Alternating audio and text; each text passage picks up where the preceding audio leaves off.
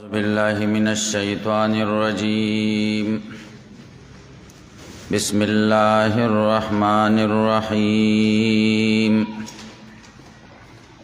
يا أيها الذين آمنوا إذا تداينتم بدين إلى أجل مسمى فاكتبوه وليكتب بينكم كاتب بالعدل ولا يأب كاتب أن يكتب كما علمه الله فليكتب وليملل الذي عليه الحق وليتق الله ربه ولا يبخس منه شيئا. درود شریف وای. اللهم صل على محمد وعلى آله كما صليت على إبراهيم وعلى آل إبراهيم إنك حميد مجيد. اللهم بارك على محمد وعلى آل محمد كما باركت على إبراهيم وعلى آل إبراهيم إنك حميد مجيد. دی آیت تا آیت المداینہ وی. دا اطول آیت فی القرآن دے.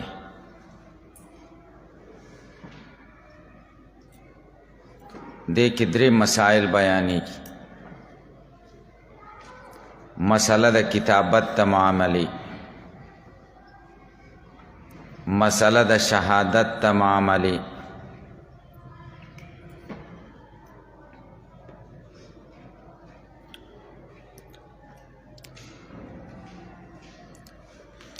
اور مسئلہ دا رہن.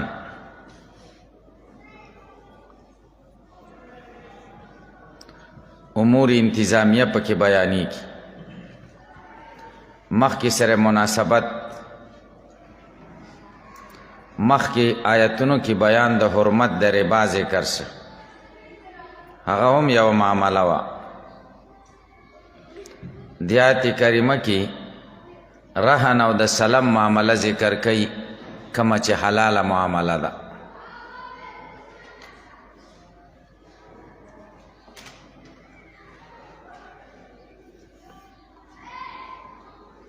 اللہ فرمائی یا ایھا الذین آمنوا اے د ایمان والو اذا تداینتم بدین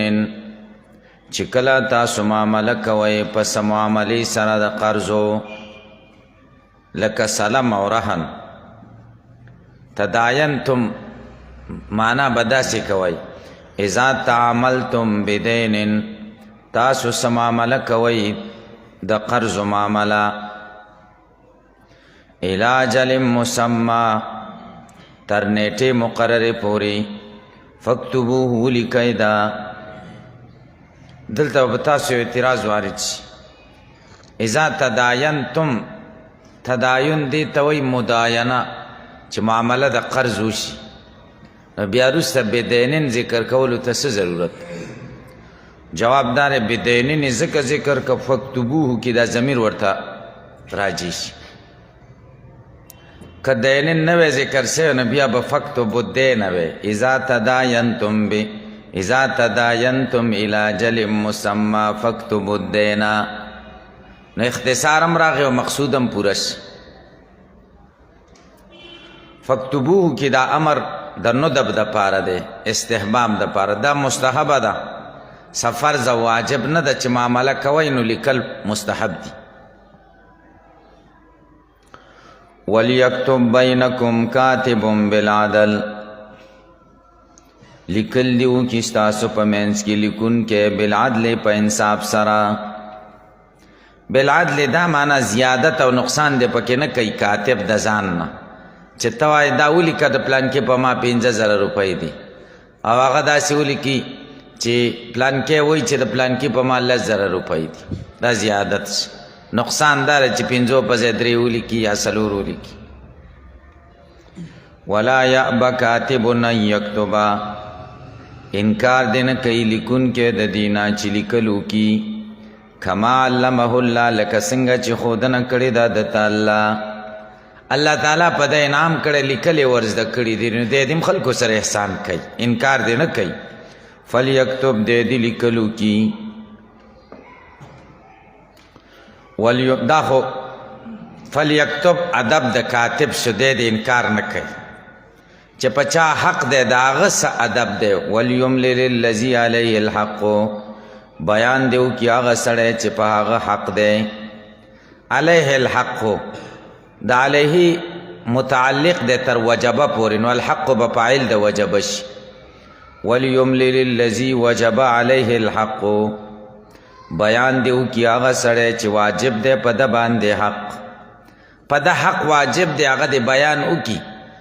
کاتب ته دی وایي داسې ولیکه چې په ما د پلان کې 10,000 روپۍ دي دی به ورته بیان کوي هغه به یې لیکي املا دې ته وایي ولیتق الله ربه ودې ویریږي د الله نه چې رب د ده دی دا املا کوونکی مملي په چا چې قرض دی دی هم د خدای نه ویریږي چې څه پې قرض یې حق دې ولیکي کمی دې نه کوي چې بل د بل چا حق کم کی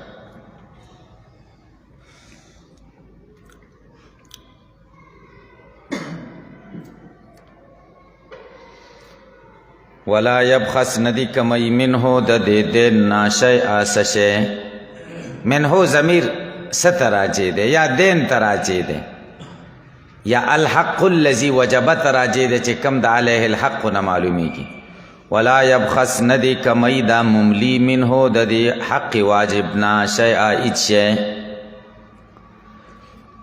اوس دغه سړی چې په د قرض دی د بیان نشي کولی نو اوس به څه کیږي الله بیان کوي فإن کان الذی علیه الحق کچری وی هغه سړی چې په هغه حق واجب دی سفیها ناقص العقلی سفیها بیعقلی او ضعیفا یا کمزوری لمرضن بیماری د وجنا او لا یستطیع یا طاقت نه لري ان یمل هوا چې بیان وکړي دی ولی لخرسن او جهلن باللغت یا گنگی او یا بلغت نه پوهیږي الیکون کې په کوم لغت کې چې لیکل کوي نو هغه ژبه دله نه ورځي دی نه پوهیږي نو بیا به څه کېږي نو بیا به د وارث ورته املا وکړي دی به وارث ته ووایي چې پلانکي په ما 10,000 روپۍ دي وارث به کاتب ته ووایي چې دی وایي چې د پلانکي په ما باندې 10,000 روپۍ دي داسې ولیکه پی پوشوئی فلیملل بیان دیو کی ولیوه ولید دا بالعدل پا انصاف سرا دا خو یو حکم شه چې کله معامله کوي د قرض معامله لیکلو کوي دا امور انتظامیه دی جنگ جګړه بنا راځي دیم نمبر واستشهدوا شهیدین من رجالکم طلب د گواهانو کوي د دوو گواهانو من رجالکم د سړو ستاسو نه دو سړي گواهانه مونیسئ چې پلانکې گواه دی فإن لم یک من رجالکم ستاسو نه حریت او بلوغ پکې شرط دی سره د اسلام نه فإن لم یکونا رجلین که چرته نو دو سړي نو نو بیا بسئ فرجلن پس یو سړی و امراتان یو دو ښځې دو ښځې د یو سړي د شهادت سره برابر دي د حدود او د قصاص نه علاوه د ښځو شهادت په نورو معاملاتو کې صحیح دی په حدود او قصاص کې نه دی صحیح ممن د هغه چانه تردونه چې ستاسو خوښي من الشهداء د ګواهانو نه دې کې دې ته اشاره ده چې شهادت به هغه څوک کوي چې د معاملې د دواړو طرفونو خوښي که یو پې جرح کوي نو هغه شاهد نه دی صحیح دا دوه ښځې ولې دي ان تدل احداهما چې خبره هیره شي د یوې د دې دوو نه فتذکره وریاد به کې احداهما الاخرى یوه د دوی نه دا بله فتذکره وریاد به کې احداهما یوه د دوی دواړو نه الاخرى دې بلې ته دا احداهما یا فاعل دی د تذکره د پاره یا مفعول مقدم دی الاخرى فاعل مؤخر دی نو چې فاعل شي نو معنا به داسې شي فتذکر احداهما الاخرى وریاد به کی احداهما دا یو د دې دواړو الاخرى دی بلې ته الاخرى مفعول شي کنه که احداهما مفعول شي الاخرى فاعل شي نو بیا به معنا داسې شي فتذکر احداهما وریاد بکی دی یوی تا الاخرى دا بلا به وریاد کی دا دو ځکه دي ځکه ښځې نه هېرېږي که نه نسیان پې ډېر راځي بس دا هوا لږ زیاتی نه ډېره کمه ده ما ته به زور نه وي که نه دوی معمولي شان ولا یاب الشهداء اذا مادو شاهدانو ته اوس آداب ذکر کوي انکار بنه کوي گواهان اذا مادو چې کله وبللی شي ادا د شهادت دپاره اذا مادعو کې ادا د شهادت تحمل د شهادت خو یې وکړو تحمل د شهادت کله کیږي کله چې معامله وشي دې ته تحمل د شهادت وایي په تحمل کې د ده اختیار دی شاید ورته وایي زه ګواهي نه کوم ما سره ټیم نشته نو خیر دی نه دي کوي خو په ادا د شهادت کې دی مکلف دی چې هغه ورته وایي راشه تحمل د شهادت دی کړی زمونږ ګواهي وکړه نو دی به بیا کوي انکار به نه کوي ولا یاب الشهداء انکار بنه کوي گواهان اذا مادو چې کله دوی وبللی شي لاداء شهادت ادا د شهادت دپاره دا دعوت ادا ته دی ګورې تحمل ته نه نو دا ضروری ده چې شاهد به کله شاهدي کوي چې کله فریقین وغواړي راشه ته زموږ معامله کې وي حق ووایه دا نه ده چې هغوی ناست دي ښه او جګړه نه کوي دی وایي نه زه شاهدي کوم هغوی جنګوي دا شهادت بیا ښه نه ده بعضې پښتنو کې هم داسې که نه تاسې په دې خبره پوه شئ یو ویلې ما دلته څه مسله وه یو کلک ووایي زه د خدای دپاره شهادت کوم ما ورته ته بللی وایي نه ما دا خدای دپاره نه دی که نه ته خو هغوی چې ته شهادت کوې هغوی جوړه کوي په خپلو کې سره جوړېږي تا پارسۍ کوئ مدعي سست او ګواه چست مدعي سست دی هغه وایي زه خیر دی زه د خپل معاملې نه تېرېږم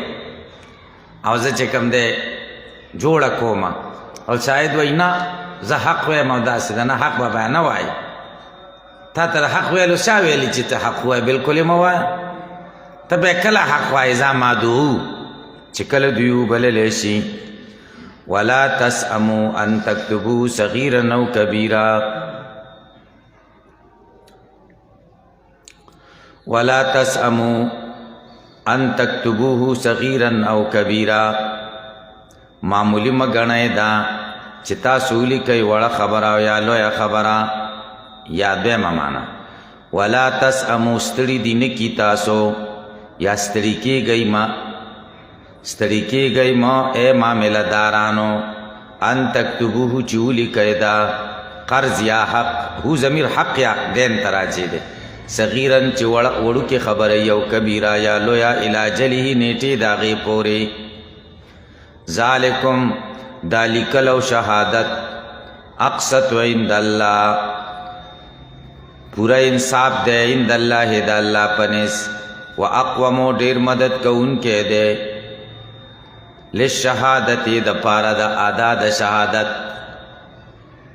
ډېر مدد کوونکی دی للشهادت د پاره د ادا د شهادت ادا د شهادت به کله ښه کېږي چې لیکل لیکړي وعدنا قریب ده الله ترتابو چې تاسو به شک نه کوئ نو د دې لیکلو د شهادت درې پیدې ذکر شي یو اقسط عند الله دویم اقوم للشهاده دریم ادنا الله ترتاب اقسط عند الله دا ستاسو د الله په منځ کې معامله ده و اقوم للشهاده دا د معاملې په حق کې دی و ادنا الله ترتاب دا د معامله کوونکو په حق کې دی ګورې خیال هم دی که نه دا اقسط عند الله دی ستاسو د الله په نس چې کومه معامله ده هم صفا به و اقوم للشهاده دا معامله به هم صحیح و ادنا الله ترتاب قریبه ده چې تاسو به هم زړه کې شک نه وي لیکلي م نه وي نو بیا به وایي چې لکه چې ډېرې را باندې وي او لږې مې ورکړې په ویره کې به الا ان تکون تجارتا حاضرا مگر که چرته وي دا معامله تجارتا حاضرا تجارت وي حاضرا په حضور کی معنا لاس پلاس، حاضرتن معنا پختو کې لاس پلاس. الا ان تکون کی ضمیر معاملے تراجے دے، تجارتن حاضرہ دا خبر دے. الا ان تکون تجارتن حاضرہ، مگر کدا معاملہ تجارت لاس پلاسی. تدیرونها بینکم، چتا سوی چلوئی بینکم پخپلو منزنو کی. تالتا پیسے ورکی والتا سودا دکاندار در کی. نو فلیس علیکم جناحون، بیا نشتا پتا سو باک اللہ تکتبوها کونلی کئی دی معاملے لرا. دا معاملہ که بیا ونلی کئی نو خیر دے، دی لکلو تا جت نشتا. وشہدو اذا تبایاتم، او تاسو گواهان جوړ کئی اذا تبایاتم، چکلا تاسو معاملہ دبائی کوئی. سوال دارا چی مخی وستشهدو شهیدین نا شهادت معلوم شنو دوباره خود تکرار دے. جواب دار تکرار نستا. آغین مراد شهادت دا دین دے، او دا دی شهادت نا مطلق شهادت مراد دے که دینی و که تجارت حاضر رئی. بیام خوا خبره ده که تجارت حاضر رئی و گواه دے ودراؤن بدا خبره ندا. بی پوچھئی وشیدو گواهان ودروئی اذا تبایاتم، چکلا تاسو معاملہ کوئی دبائی. وس آداب ذکر کئی معاملہ کون کو تا چی کاتب خود تاسو تا غریب لکل اکڑا او شاہد در تا گواہی اکڑا فاغی لبا ضرر نہ رسوائی. کاتب در تا لکلو کاغتا بد لکلو پیسیم ورکی، حق و زحمہ باورکی. شاہد شاہدی اکڑا بے عدالت تا بوزے ورز خرابی گنو بیا بد ورز دیاری ورکے، ورز پیسی باورکے. تاسو بدے پوچھ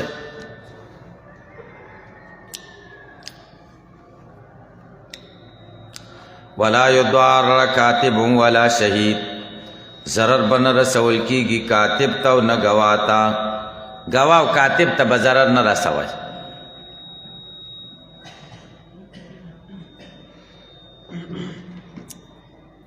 اس گواہ و کاتب تا دیر ضرری، سو گواہی نہ کئی. سڑے بدل تا مڑ شور سڑے تی پٹی کی بل براپا چی کس بولی بیا سوک ویلے نشی پولیسو تا چرا پلان کی وشتے دی. ځکه که بیا وی ویلې نو هغه سړی خو وتښتي، بیا به پکې تزې راځې خسنګې ویسته، سټې مو پسۍ ویسته او څنګه راغی او بس تا به پکې بوځي به سړی به پکې شي. تاسې په دې خبره پوه شئ. دلته دا نکاح کې دی چې شهادت وکړو بیا په نکاح کې مسله رالم پریشانه بدي کی او چې نکاح دی وتړلی دلته یو مولوي صاحب اوس وفات شوی دی، خدای دې وبخي، سپین ږیری دی، سپین ږیری و. ما ته بچیا یوه خبره درته کوم، ګوره چې نکاح تړې چې دستخط چېرته په فارم باندې ونه کړي. ما ورته ولې؟ وایي دلته یوه نکاح مې تړلې وه او تا فارم باندې مې دستخط کړی و، خدای دې د دې بیخ وواسي. وایي 1500 روپۍ مال را کړې وي او شپږ کرته عدالت ته بوتلم، دومره روپۍ رانه ولګېدې چې تا نکاح تړلی دی.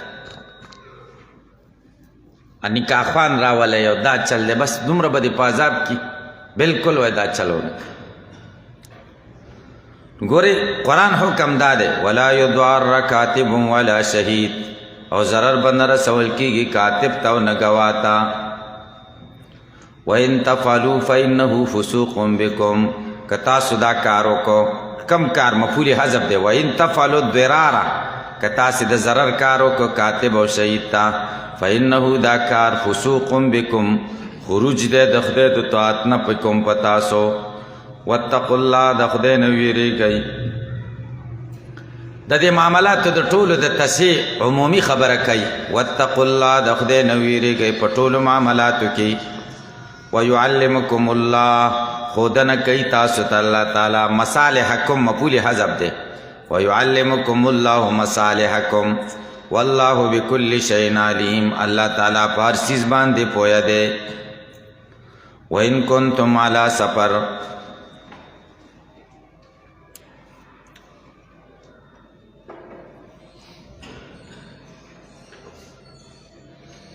دی آیت کریمه کې اوس مسله د رهن ذکر کوي، د ګروۍ مسله.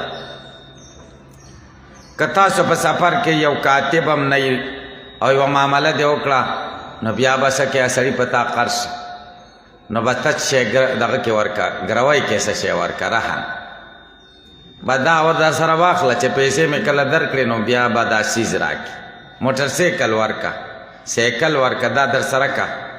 او دا سیس خو مې در نه واخیسته په 10,000 روپۍ چې کله مې 10,000 روپۍ درکې خپل سایکل به راکې دې ته رهن وایي نو رهن جایز دی خو د څه دپاره دقه ضرورت دپاره بعضې عالمان وایي چې مجاهد او ضحاک او داودی ظاهری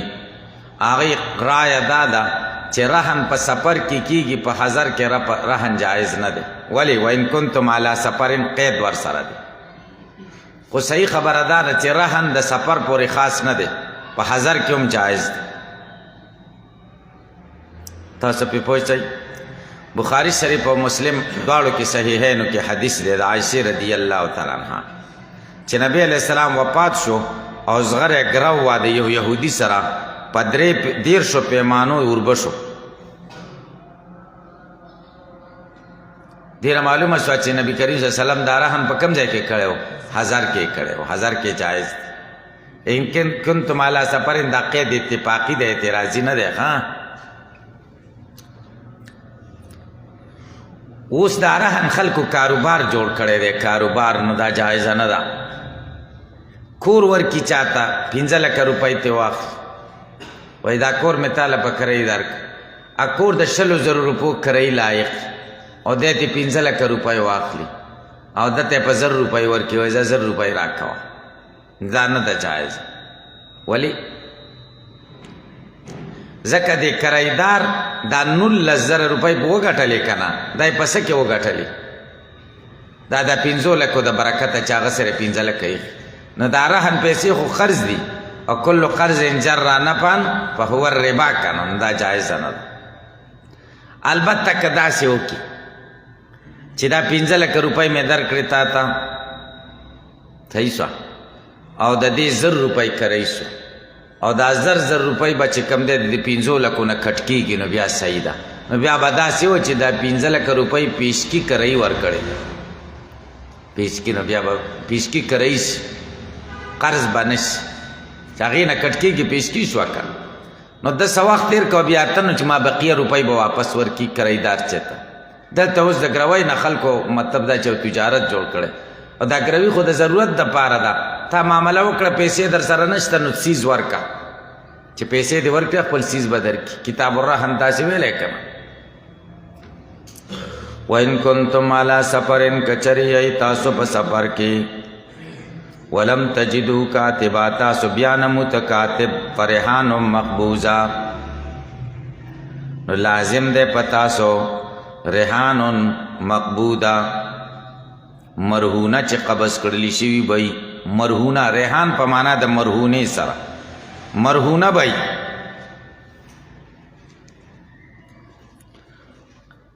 فإن وإن كنتم على سفر ولم تجدوا كاتبا دا شرط شو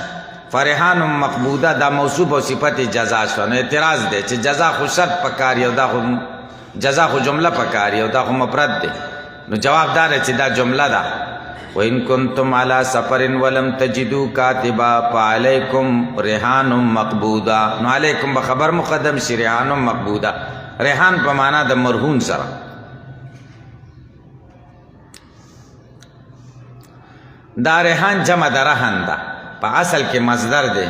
او بیا اطلاق کیږي په مرهون باندې دا د قبیلې د اطلاق د مصدر نه دی په اسم مفعول باندې او مقبوضه کې دې ته اشاره ده چې رهن کې قبض ضروری دی رهن به کله رهن ګرځي چې سیکل باندې قبضه وکړي هغه یې راواخلي نو هله به رهن شي فإن من بعضکم بعضا که چرته په امن کی باز ستاسې د بازو نورو نه سیز د پې خرڅ کا او ویرېږي نه چې دی به مې پیسې وخوري وایي زه ښه سړی دی په امن کې تا نو فلیؤدي الذي اؤتمن امانته وردي کې هغه سړی اؤتمن چې امین ګڼل شوی دی امانته امانت د هغه په هغه اعتماد کړی دی امین یې ګڼلی دی نو دی دې پیسې ورکړي داسې دې نه کوي چې هغه امین وګاڼه چې د ده 4 میاشتې لګېدلي دی او دا به ډېر ښه سړی دی بیا په عذابۍ نه ورکوي که نه داسې دې نه کوي ولیتق الله ربه ودې ویریږي د الله نه ربه چې رب د ده دی ولا تکتموا الشهاده مپټوي گواهی. دا په صورت کې چې کله تاسو ته دعوت درکړې شي ادا د شهادت ته، ومن یکتمها چا چې شهادت پټ کو فإنه آثم یقینا دا سړی ګناهګار دی. زړه د زړه نه ټول ګناهګار دی، خو زړه بادشاه دی، نو بادشاه چې ګناهګار شي نو رعیت نه پاتې کي. ځکه زړه ذکر سوال دی هغه دا دی فإنه آثم ویل شوی و نو کافي و دی ګناهګار دی. نو چې ګناهګار زړه ټول بدن پکې راغی قلبه کې څه فایده شو؟ جواب دار کتمان د شهادت دا فعل د قلب دی، نو ځکه د اسم نسبت قلب ته وکړو چې قلب ګناهګار دی. او چې قلب ګناهګار شه د دې دا معنا نه ده چې نور جوارح بد شو، چې قلب ګناهګار شه ټول جوارح شو. ځکه حدیث شریف کې دي کنه اذا فسدت فسد الجسد كله. قلب یو ټوکړه ده د انسان په بدن کې چې فاسد شي ټول بدن فاسد کی. والله بما تعملون الله تعالی په سوچ تاسو کوي علیمون پوهه دی. والله بما تعملون بقلوبكم والسنتكم وجوارحكم علیم. الله تعالی په سيزونو چې تاسو کوي که په زړونو کې کوي که په ژبو کوي او که په اندامونو کوي پوهه دی. ولې پوهه دی؟ ځکه لله ما فی السماوات و ما فی الارض. خاص الله لرا هغه سيزونه دي چې په اسمانونو کې دي او هغه سيزونه چې په ځمکو کې دي دا د الله دي. وَإِن تُبْدُوا کچره تاسو ښکارا کوي ما هغه څه په انفسکم چې تاسو په زړونو کې دي په اړه اختیاریا او تخفوا یا پټوي هغه لرا یحاسبکم به الله حسابو کی تاسو سره پاغي باندې الله فیغفر لمن یشاء بخنه کوي الله تعالی غي چاته چې خوښي شي ويعذب عذاب ور کوي من هغه چاته یشاء چې خوښي شي. والله على كل شيء قدير الله تعالی پارسیز په قدرت لرونکی دی. آمن الرسول بما انزل الیه من ربی والمؤمنون. ایمان راوړی دی رسول بما پاغه سو انزل الیه چې د تنازل شوي دي من التکالیف من ربی در رب د طرفا والمؤمنون او مؤمنان هم ایمان راوړی دی. په مومن به باندې اول مومن رسول له او مومنان په مومن به باندې په ایمان کې د رسول تابع دي. نو ذکر رسته ذکر کلن آمن بالله. کلن کې دا تنوین عوض د مضاف الیه نه دی. تقدیر د عبارت د کلهم دی ټولو آمن ایمان راوړی بالله په الله و ملائکتی په ملائکو د الله و کتبی په کتابونو د الله و رسولی په پیغمبرانو د الله. لا نفرق بین احد من رسله ويقولون او دا ټول وی د مؤمنان لا نفرق مونږ جدای نه راولو بین احد من رسله په ما بین د هیڅ یو کې د پیغمبرانو نه فرق پکې نه راولي چې ایمان په بعضو راوړو په بعضو نه راوړو. نه په ایمان کې ټولو باندې ایمان راوړو. وقالو دی وی سمعنا مونږ واورېده قولک واطعنا مونږ تابعداري وکړه امرک غفرانک ربنا اغفر لنا غفرانک وبخي مونږ ته په بخښنه ستا ربنا یا ربنا منادا د حذف د حرف ندا سره اے رب زمونږه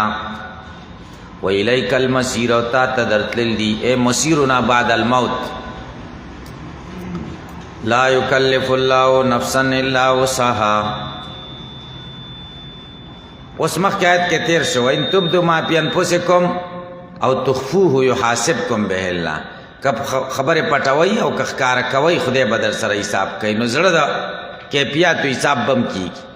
او د زړه بعضی کیفیت خود سیدی چې زمون په اختیار کې نه دي حساب بم کیږي. دا تکلیف به ما لا یطاقس.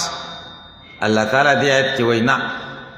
دا او سيزونو تپوس بدر نه کیږي چې تاسو په طاقت کې تاسو په کوم خبرو الله دا سيز باندې تاسو نه مکلف کوي چې تاسو په اختیار کې نه. زړه کې کیفیت راځي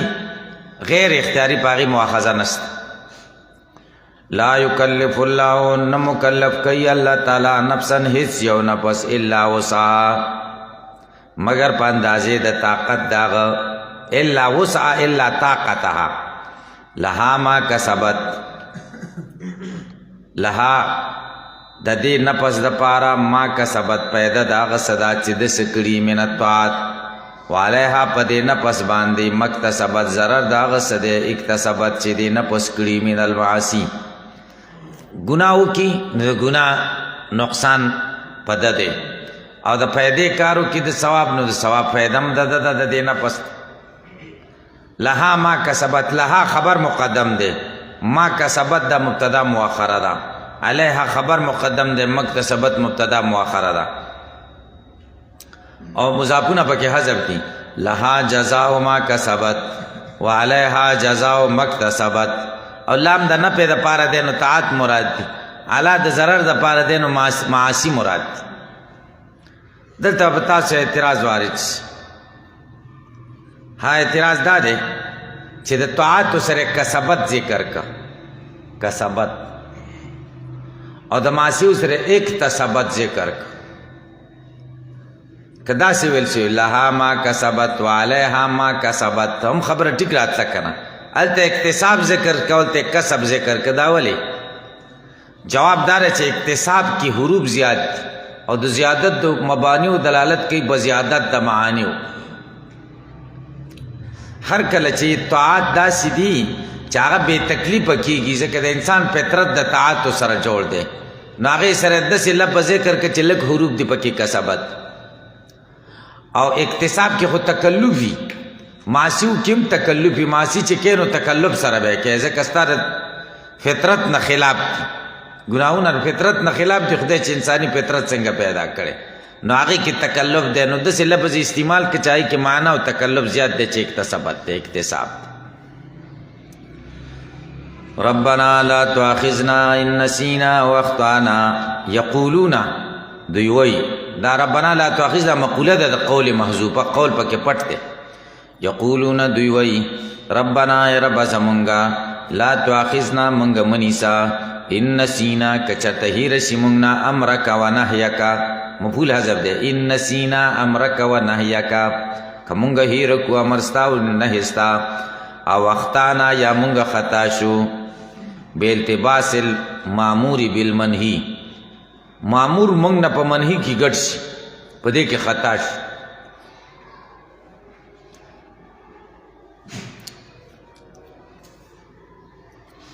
ربنا رب زمون ولا تحمل علينا اسرا مبارک په مونږ باندې اسرا دروند بار اسرا سر کې بوج دا وای دا سه بوج را باندې مراد کما حملته لك څنګه چې تا اچولې وال الذين پای کسانو من قبلنا چې مخکې زمونږ نو من الامم السابقه پغې درانده بوجونو منځونه بم ډېرو په او جامه به پلیته شو نه به کټ کولا ګناه به وکړه دروازه باندې به ورته لیکل شي او سار چې دا ګناه کړی دا غرض دار چې ډېر امور شاقه پاغوي باندې ربنا رب زمون ولا تحملنا ما لا طاقت لنا به مونږ را مرا باره مونږ ته هغه څه چې طاقت نه زمونږه پاغې واعف عنا عفو کې مونږ ته واغفر لنا بخنو کې مونږ ته ورحمنا رحم کې په مونږه انت مولانا انت ناصرنا ته زمونږه مددگار نو فانصرنا زمونږه مدد وکي ولی لئنا مؤمنون بک ځکه مونږه پتا ایمان لرونکیو زمونږه مدد وکي علی القوم الکافرین په قوم چې کافران دي علت پکې حذف دی لئنهم اعداء کزکه غستا دشمنان دي نو مونږ له مدد راکړي حدیث شریف کی دی رسول اللہ صلی اللہ علیہ وسلم فرمائے دی من قرأ بالآیتین من آخر سورة البقرہ فی لیلتن کفتاہ دا دو آیاتونه د آخر د سورة بقرہ چې پشپا کې سوکوئی نو دا دواړه بورته کافی شي بخاری شریف حدیث دی هر شپه دا دو آیاتونه ویل پکار او بل حدیث شریف دی ابو ذر رضی اللہ عنہ فرمایي چې رسول الله صلی الله علیه وسلم فرمایي دی ما ترا کړل شوی دی د سورۃ بقره دا رسنی دو آیاتونه من کنزن تحت العرش دا هغه خزانه نه چې د عرش د لاندې دا یو نبی ته هم دا نه دی ورکړل شوی دا صرف ما ترا کړل شوی او بل چې کوم دی حاکم په مستدرک کې حدیث ذکر کړی دی چې رسول الله صلی الله علیه وسلم فرمایلی دي چې ما ته دا د عرش د لاندې د خزانې نه راکړل شوي دي نو دا تاسو په خپله هم زده کوئ وعلموهما نساءکم و ابناءکم دا ښځو ته هم خپلو ته وښئ بچو ته هم وښئ ولې فإنهما صلات و قرآن و دعاون ځکه دا صلات هم دی قرآن هم دی او دعا هم ده پکې دې کې ډېر برکات دي سورہ آل عمران په ترتیب د تلاوت کې دریم صورت په ترتیب د نزول کې 9 اتیایم صورت سورۃ الانفال نه وروسته نازل شوی دا ډېر بهترین صورت دی نو ځکه نومونه هم ډېر دي سورۃ الزهرا ورته وایي سورۃ الامان ورته وایي سورۃ المجادله ورته وایي سورۃ الاستغفار ورته وایي سورۃ المعینه ورته وایي سورۃ الکنز ورته وایي سورۃ الطیبه ورته وایي سورہ آل عمران ورته وایي دا مختلف نمونه دي او تاسو پوهیږئ چې کثرت د اسماء او دلالت کوي په شرف د مسمى او بقره او آل عمران دواړو ته حدیث کې زهراوین ویل شوي دي د دې صورت ربط مخکې صورت بقره سره د ګڼو وجوهاتو نه دی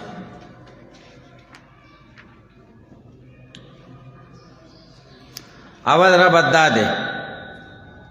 سورۃ البقره کې ذکر د تخلیق د انسانیت تو په تخلیق د آدم علیه السلام سره او دې صورت کې تصویر د انسانیت د په ارحامو کې د مور پر رحم کې هو الذی یصورکم فی الارحام کیف یشاء گویا کې مخکې بیان د تخلیق و دلته بیان د تصویر دی دویم ربط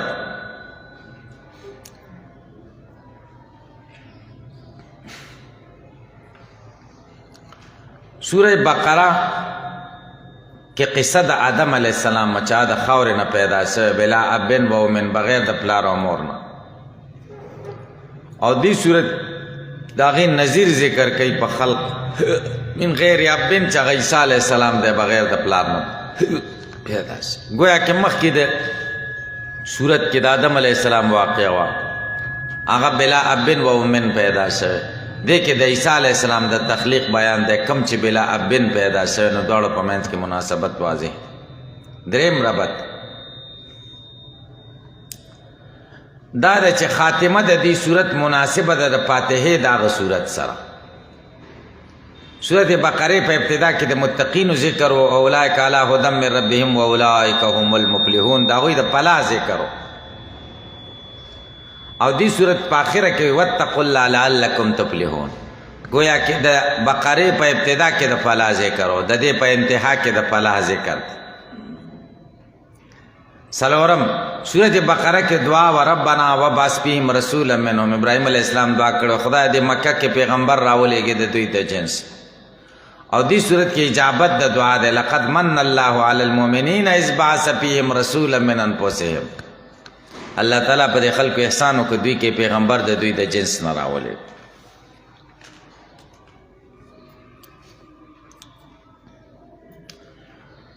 پنځم دا ده چې سورۃ بقره کې دا او په آخره کې فانصرنا للقوم الکافرین زمونږ مدد وکړي په قوم چې کافران دي او سورۃ آل عمران په ابتدا کې بیان د هغې مسلې دی چې انکار د هغې کفر دی چې هغه توحید دی نو تقدیر به داسې شي فانصرنا للقوم الکافرین زمونږ مدد وکړي په قوم چې کافران دي ولې کافران دي ځکه دوی انکار کوي د دې نه چې لا اله الا هو الحی القیوم دې دعوی نه انکار کوي دا شان ګڼ ربطونه دي دا امام رازی رحمه الله تفسیر کبیر کې او بعضې او الوسی په روح المعانی کې د اکثر ربطونه ذکر کړي دي او د ربطونو باره کې غټ تفسیر چې کم دی اته جلدو کې دی اته جلدونو کې نظم الدرر فی تناسب الآیات والصور بهترین تفسیر دی په دې باب کې هغې ډېر ښه ربطونه ذکر کړي نظم الدرر فی ربط الآیات والصور هغې کې ګڼ ربطونه دي دعوه د صورت اثبات د مسائل اربعو چې توحید دی رسالت دی او جهاد د انفاق دی بالتفصیل موضوع د دې صورت او خلاصه د صورت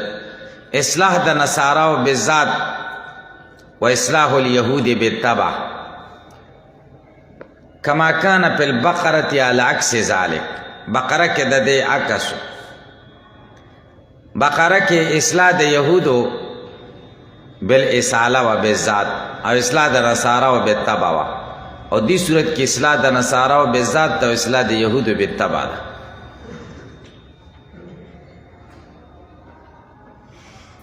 خلاصه د سورت آل عمران اجمالی خلاصه د اول رکوع نه تر اتم رکوع پورې بیان د مسلې د توحید، د اتم رکوع نه تر لسم رکوع پورې بیان د اثبات د رسالت، د لسم رکوع نه نولسم رکوع پورې بیان د مضمون د جهاد او انفاق فی سبیل الله ده. دی صورت کې د مشرکانو د نصاراو د شبهات ازاله ده، دا غي څه شبهات په توحید او څه شبهات په رسالت. توحید متعلق دا غي 15 شبهات. اوله شبهه ده چې حضرت عیسی علیه السلام په حق کې خدای کلمت الله، روح الله، ابن الله لفظ راغلی دی لکه په انجیل کې دي. دویمه شبهه دا وه چې عیسی علیه السلام به مادرزاد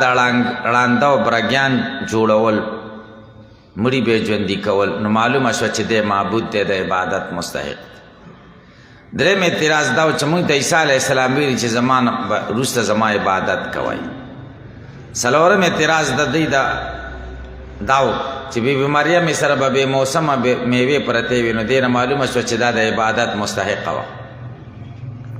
پنځمه شبهه د دوی دا وه زکریا علیه السلام بچی پیدا شو په بوډاتوب کې او بیبي چې د شنډه وه، نو معلومه شوه چې دا صاحب تصرف او صاحب اختیار او د عبادت لایق. د دې 15 شبهو جوابونه به دې صورت کې وشي. د اول شبهې جواب دار هو الذي انزل عليك الكتاب. ابن الله که ورته انجیل کې ویل شوی یا کلمت الله دا متشابهات دي، او آسمانی کتابونو کې 2 قسمه آیاتونه محکمات او متشابهات. د دویمې شبهې جواب دا دی چې دوی ویل چې عیسی علیه السلام مړي ژوندي کول، نو معلومه شوه چې دا خدای دی. نو د دې جواب په 9 آیت کې دی انی قد جئتکم بآیة من ربکم، دا ټول د خدای د طرفه بطور معجزه و. درېمه شبهه د دې دا وه چې موږ ته عیسی علیه السلام ویلي چې زما عبادت په کوئ، نو 9 آیت کې به د دې شبهې جواب وشي. ما کان لبشر، هیڅ یو بشر ته دا مناسب نه دی چې خدای کتاب او نبوت ورکړي او بیا هغه خلکو له وایي زما بندګي کوي. هیڅ پیغمبر هم نه دی ویل دروغ وایي. څلورمه شبهه د دې دا چې بیبي مریم سره به بې موسمه میوې پرتې وي، نو دا خدای د عبادت مستحقه وه. نو د دې جواب په 30 آیت کې دی قال یا مریم انا لک هذا قالت هو من عند الله. هغه به خپله وایي د الله د طرفه دی، تاسو وایي دا د عبادت مستحقه ده. پنځم اعتراض د دوی دا چې عیسی زکریا علیه السلام ته په بوډاتوب کې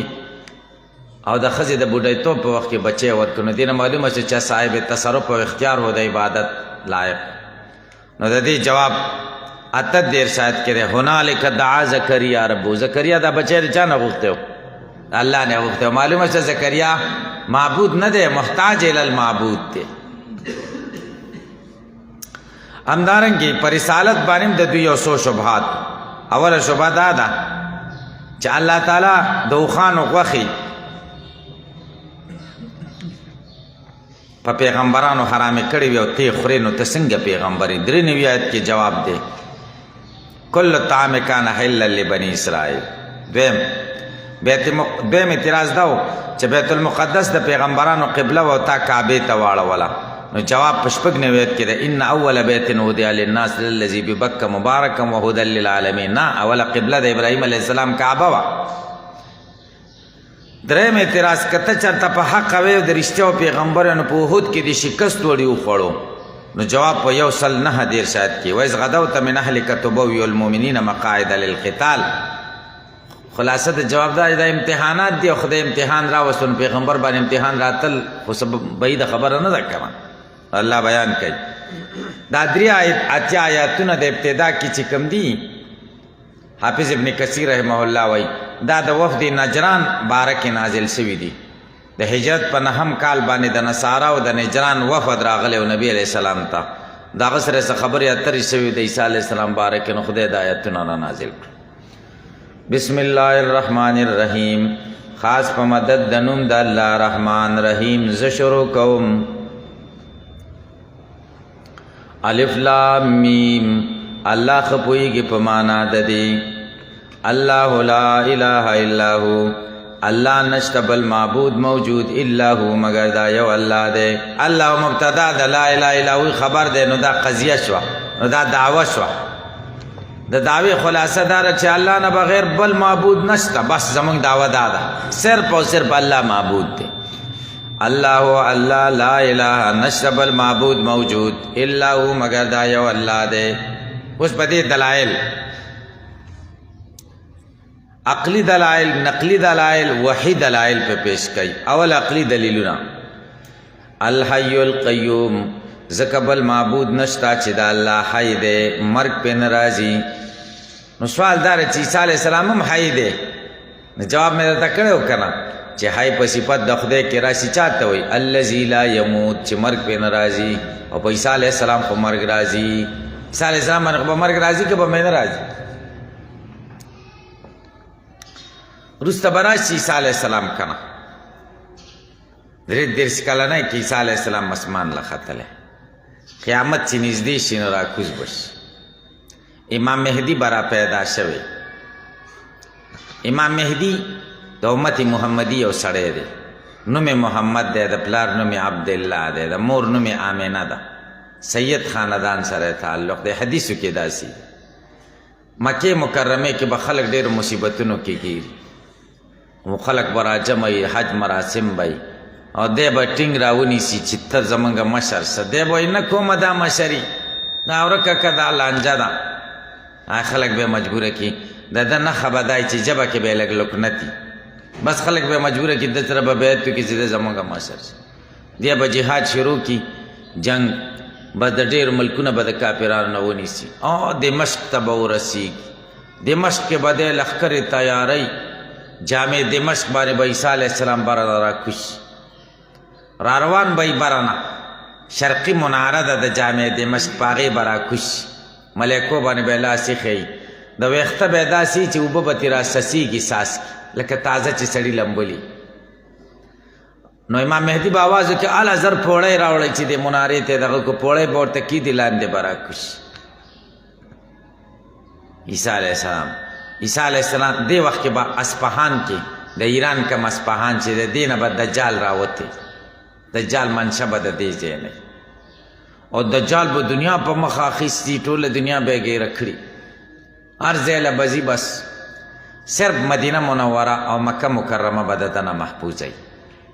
مدینہ منورے کے با دروازے خدے برابری کڑی اور پاغی با ملیکی ولاڑی دے با مدینہ تا نپری مدینه نمخ کی یو زیر حره ورته وی حره الته به دی پړاو واچي مدینه ته به نشي ننوتې مدینه باندې به زلزله راشي کوم چې منافقین خلک یې هغه به وځي دجال له به ورشي وایي دا زمون خدای دی او چې کوم مؤمنان یې هغه به پکې پاتې شي یو سړی به ورشي مؤمن به دجال ته به وایي ته کافر یې کافره تندي باندې به کاف فا او را لیکلي او یو سترګه به مړندۍ او بله به بټه راوتي لکه د انګور دانه چې څنګه ده نبی علیه السلام وایي دومره خو پوهېږئ چې ستاسو خدای چې کوم دی دغه نه دی آور نه دی دومره خو پوهېږئ حدیثو کې دا دي که نه دا سړی به ورسي ورته وایي ته کافر یې هغه به یې راواخلي او مړ به یې کړي او دوی سې به یې کړي او بیا به یې ژوندی کړي خدای به دا طاقت ورکړی دا به د هغه استدراج ورته اوس خو مې ومنه چې خدای یم نو هغه به ورته وایي چې اوس پوه شومه چې ته کافر یې اوس مې یقین نورم مضبوط شه ځکه زمونږ پیغمبر صلی الله علیه وسلم موږ له داسې ویلي چې داسې به کېږي نو هغه زه شومه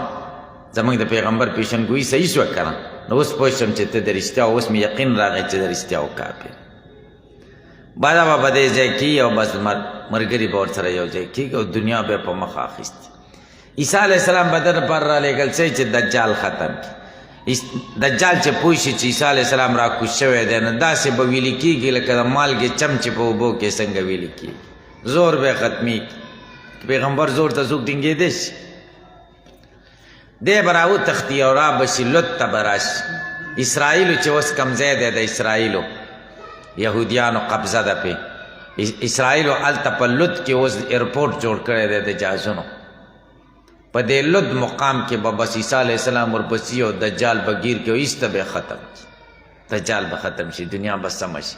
ټول خلک به نیکان شي او مسلمانان به شي او د عدل او د انصاف حکومت به وي. څه وخته پورې به دا سلسله عیسی علیه السلام به بیا وفات شي. واده به وکړي، واده یې نه دی کړی، بچي به پیدا شي. حدیثو کې داسې دي او بعضې حدیثو مبارکو نه معلومیږي چې وفات بشي او د نبی کریم صلی الله علیه وسلم سره په مبارک روضې کې د دپاره ځای پرېښودل شوی، هغې کې به دفن شي. تاسې به دې پوه شئ. نو عیسی علیه السلام باندې خو مرګ راځي. ګورئ وفات کېږي به، نو چې څوک وفات کېږي هغه خدای خو حی الذي لا يموت، او په ده خو مرګ راځي که نه. دا اول عقلي دلیل شو. دویم عقلي دلیل القیوم، الله تعالی قائم دی په تدبیر د خلایقو. عیسی علیہ السلام نه دی قائم په تدبیر د خلایقو. دریم دلیل نقلی دلیل نزل علیک الکتاب، الله نازل کړی پتا باندې کتاب بالحق متلبسا بالحق، مشتمل دی په حق خبرو، مصدقا لما بین یدی، تصدیق کوونکی د هغو کتابونو دی چې د دوی د وړاندې دي. وانزل التورات والانجیل، والله نازل کړی دی تورات او انجیل من قبل مخکې د قرآن نه، هدى للناس، دا تورات او انجیل هدایت دی د خلکو دپاره، هادیین للناس. وانزل الفرقان، او نازل کړی دی فرقان جنسی کتابونه، ځکه هر یو فارق دی د حق او د باطل په منځ کې. یا د فرقان نه مراد زبور دی، یا دا چې فرقان نه مراد قرآن دی. ان الله اوس تخویب اخروی تخویب ذکر کوي. ان الذین یقینا کسان کفروا چې کفر کړی بیا آیات الله په آیاتونو د الله، لهم عذاب شدید، شته د دوی دپاره عذاب سخت. والله عزیز، الله د غلبې والا دی، ذو انتقام، خاوند د بدلې اخیستو دی. ان الله لا یخفی علیه شیء فی الارض ولا فی السماء، دا بل دلیل دی چې عیسی علیه السلام خدای نه دی، الله خدای دی. ان الله یقینا الله لا یخفی پټه نه ده علیه په ده باندې شیء هیڅ شی، فی الارض په ځمکه کې ولا فی السماء نه په اسمان کې. عیسی علیه السلام باندې خو هر څه پټ دي، په خدای خو نه دي پټ. هو الذی، دا بل دلیل عقلی دی. هو الذی، الله غذات دی، یصورکم چې تاسو ته شکرونه درکړي دي، شکل یې درکړی دی، مصالح جسمانی فی الارحام، په رحمونو د مور کې کیف یشاء، د الله چې څنګه خوښه ده. الله موږ له داسې شکلونه راکړي چې د خدای څنګه خوښه ده. دا زموږ د خوښې کار نه دی. موږ پوه هم نه و، خدای موږ له داسې شکلونه چې لوی شو نو پوه شو چې دا زموږ دا شکل دی، خدای پکې خوښه ده که نه. هو الذی، الله غذات دی، یصورکم تاسو ته صورتونه درکړي دي، فی الارحام په رحمونو د مور کې کیف یشاء، څرنګه چې د الله خوښوي. الله چې څنګه خوښوي،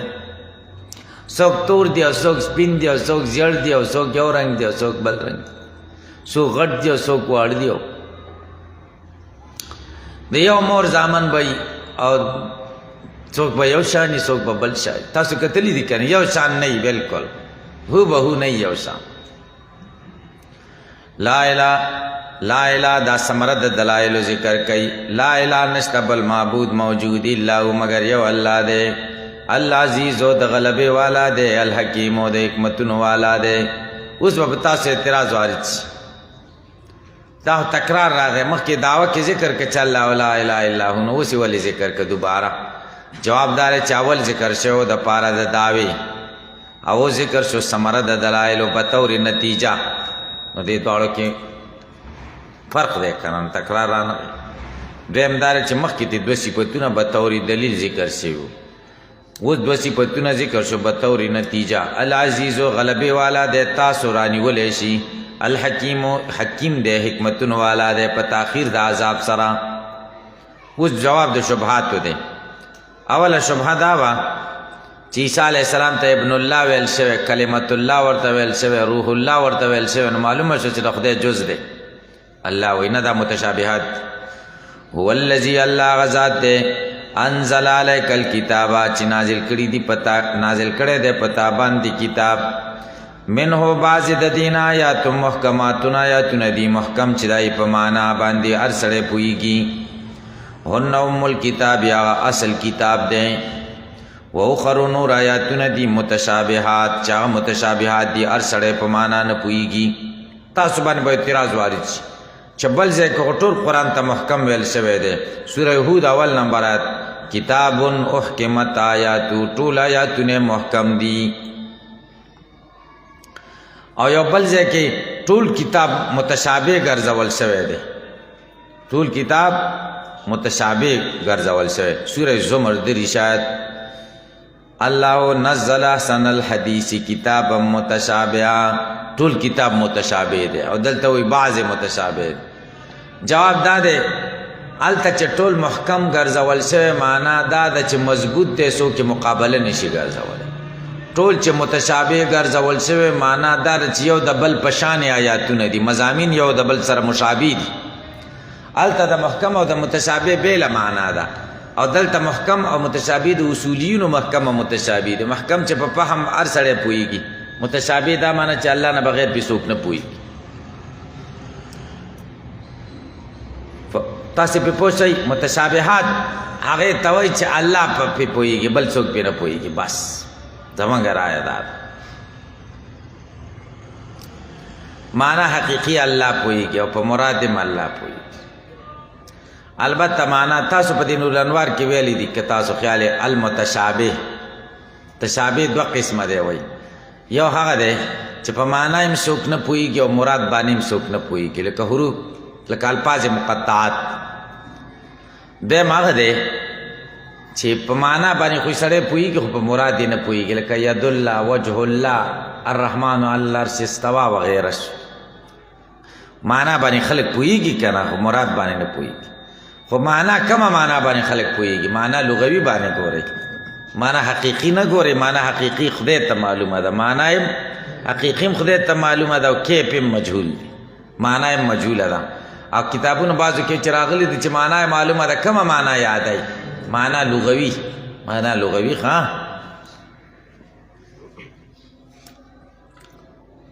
دا بلا ګرانه مسله ده فاما الذین پس هغه کسان فی قلوبهم چې زړونه د هغوی کې زیغ کوږوالی دی فیتبعون غلطون کوي ما دغه څه تشابه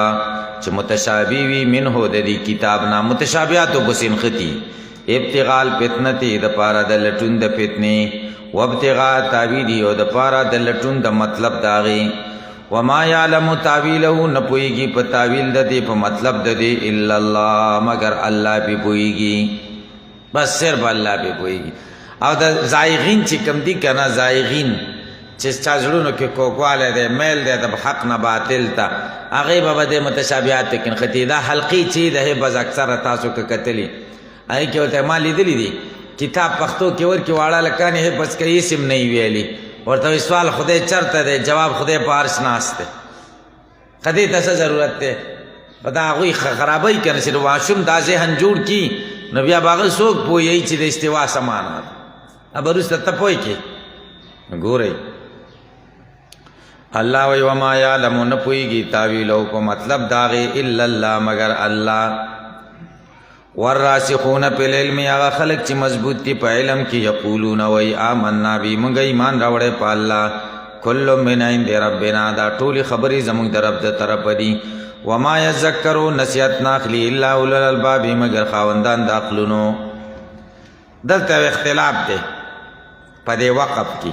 چې دا وقف په الا الله دی او که په والراسخون فی العلم دی که په الا الله شي نو معنا به داسې چې د دې په مطلب د الله نه بغیر بل څوک نه پوهېږي صرف او صرف الله پې پوهېږي او که چرته وقف په فی العلم شي نو معنا به داسې شي وما یعلمو نه پوهېږي تاویلو په مطلب د متشابهاتو الا الله مگر الله پوهېږي والراسخون فی العلم او راسخون فی العلم پوهېږي پې پوه شئ که پې نه شئ پوهئ یقولون دا به بیا حال شي د والراسخون فی العلم نه او چې په وقف الا الله باندې وشي نو والراسخون فی العلم به مبتدا شي یقولون آمنا دا به خبر شي پې پوه شئ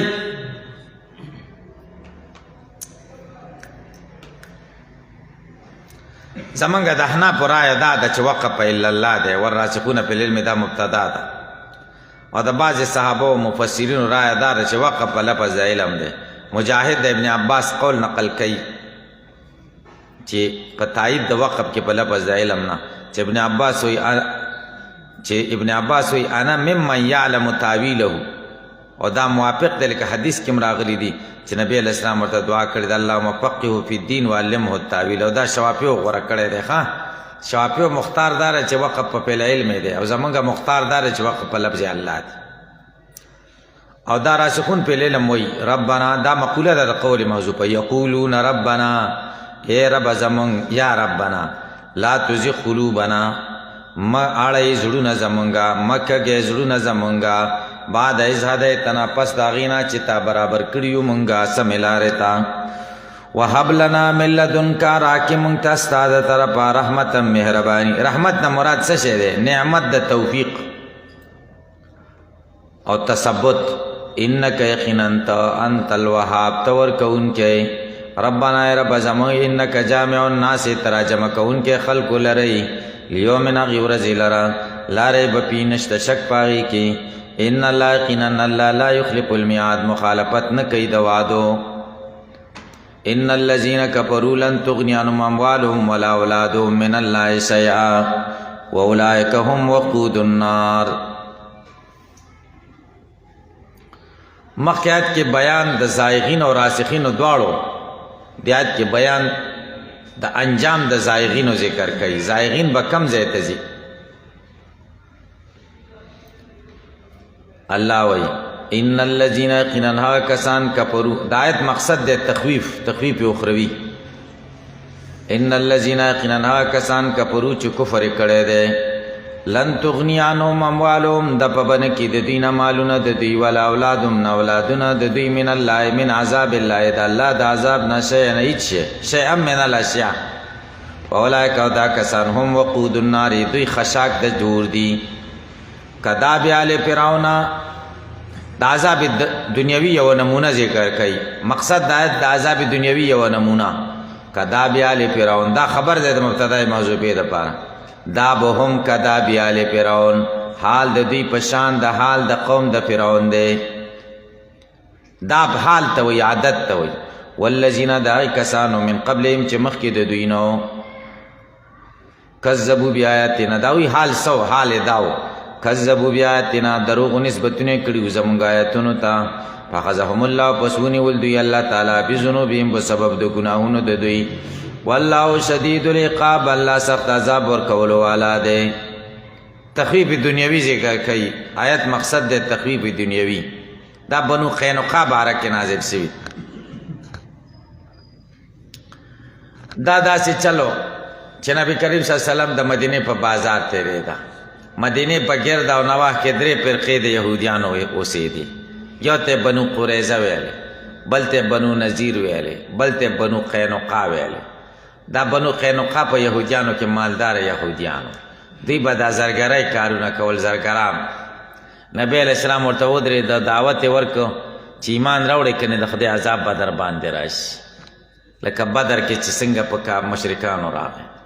هغې ورته وایي موږ نه لرې شه، نبی علیہ السلام ته وایي ته دوکه شوی یې په ځان باندې، چې هغه خلک سره دې جنګ وکړو، هغوی شکست وخوړو چې هغوی په جنګ په چل نه پوهېده، او موږ خو داسې جنګیان یو، غشو په ویشتو پوهېږو، قسم دی که موږ جره واوړېدو نو موږ به دې خوښ شو. نبی علیہ السلام ته وایي الله دا آیت نازل کړه. دا تخویف دنیوي دی. قل وایا للذین، کسانو ته کفرو چې کافران دي، کفر یې کړی، ستغلبون، زرده چې تاسو به مغلوبه شئ. ستغلبون فی الدنیا بالقتل والاسر وضرب الجزیه. ستغلبون دا معنا زرده چې تاسو به دنیا کې غالبه شئ په قتل، په بندي کېدو د جزیې په لګولو. او تخویف اخرویم ذکر کوي. وتحشرون الی جهنم، او تاسو به راجمع کړی شئ جهنم ته، فی الآخرة، وتحشرون فی الآخرة الی جهنم. وبئس المهاد، او ډېر بد ځای د اوسېدو دی. هیه مخصوص بالضم حذف دی. وبئس المهاد هیه. قد کان لکم آیة فی فئتین التقطا. اوس ستغلبون زرده چې تاسو به مغلوبه شئ. و د مغلوب دا قومونو چې مغلوبه شوي دا وی نمونه ورته پیش کوي. قد کان لکم آیة فی فئتین، د عذاب دنیوي یو نمونه پیش کړي. قد کان لکم پتقی سر دستاسو د پار آیت نخا پی پیتین پای دوړو ډلو کې التقطا چې دواړه مخامخ شوي بدر کې هغه څنګه مغلوب شوي داسې به تاسو هم صحیح کنه. دلته به اعتراض وارد چې آیتون دا اسم د کانه دی نو کانه ورته مؤنث ولې نه کړ؟ جواب دا چې فاصله راغلی په لکم سره، فصل راغلی په لکم سره. فیاتون یو ډله داسې وه تقاتلو فی سبیل الله چې جنګ کو په لاره د الله کې، و اخرى بله ډله کافرتون کافره وه، بله ډله کافره وه. دا پیاتین تشریح کوي. یرونهم مثلهم رأی العین، لیدلی دوی دو چنده په لیدلو د سترګو سره. په دې ضمیرونو کې ډېر احتمالات دي، ښه دې ته لږ متوجه شئ. اول یرونا ضمیرم کافرانو ته راجع دی، هم ضمیرم کافرانو ته راجع دی، او د مثلهم ضمیر مؤمنانو ته راجع دی. نو معنا به داسې شي یرونا دی کافرانو لیدل هم خپل ځانونه مثلهم دو چنده مؤمنانو نه رأی العین په لیدلو د سترګو سره. دو چنده و درې چنده و خو ځانونه دو چنده لیدل، ځکه کافران زرو او مؤمنان 314 نو درې چنده شو کنه. دا یو شو.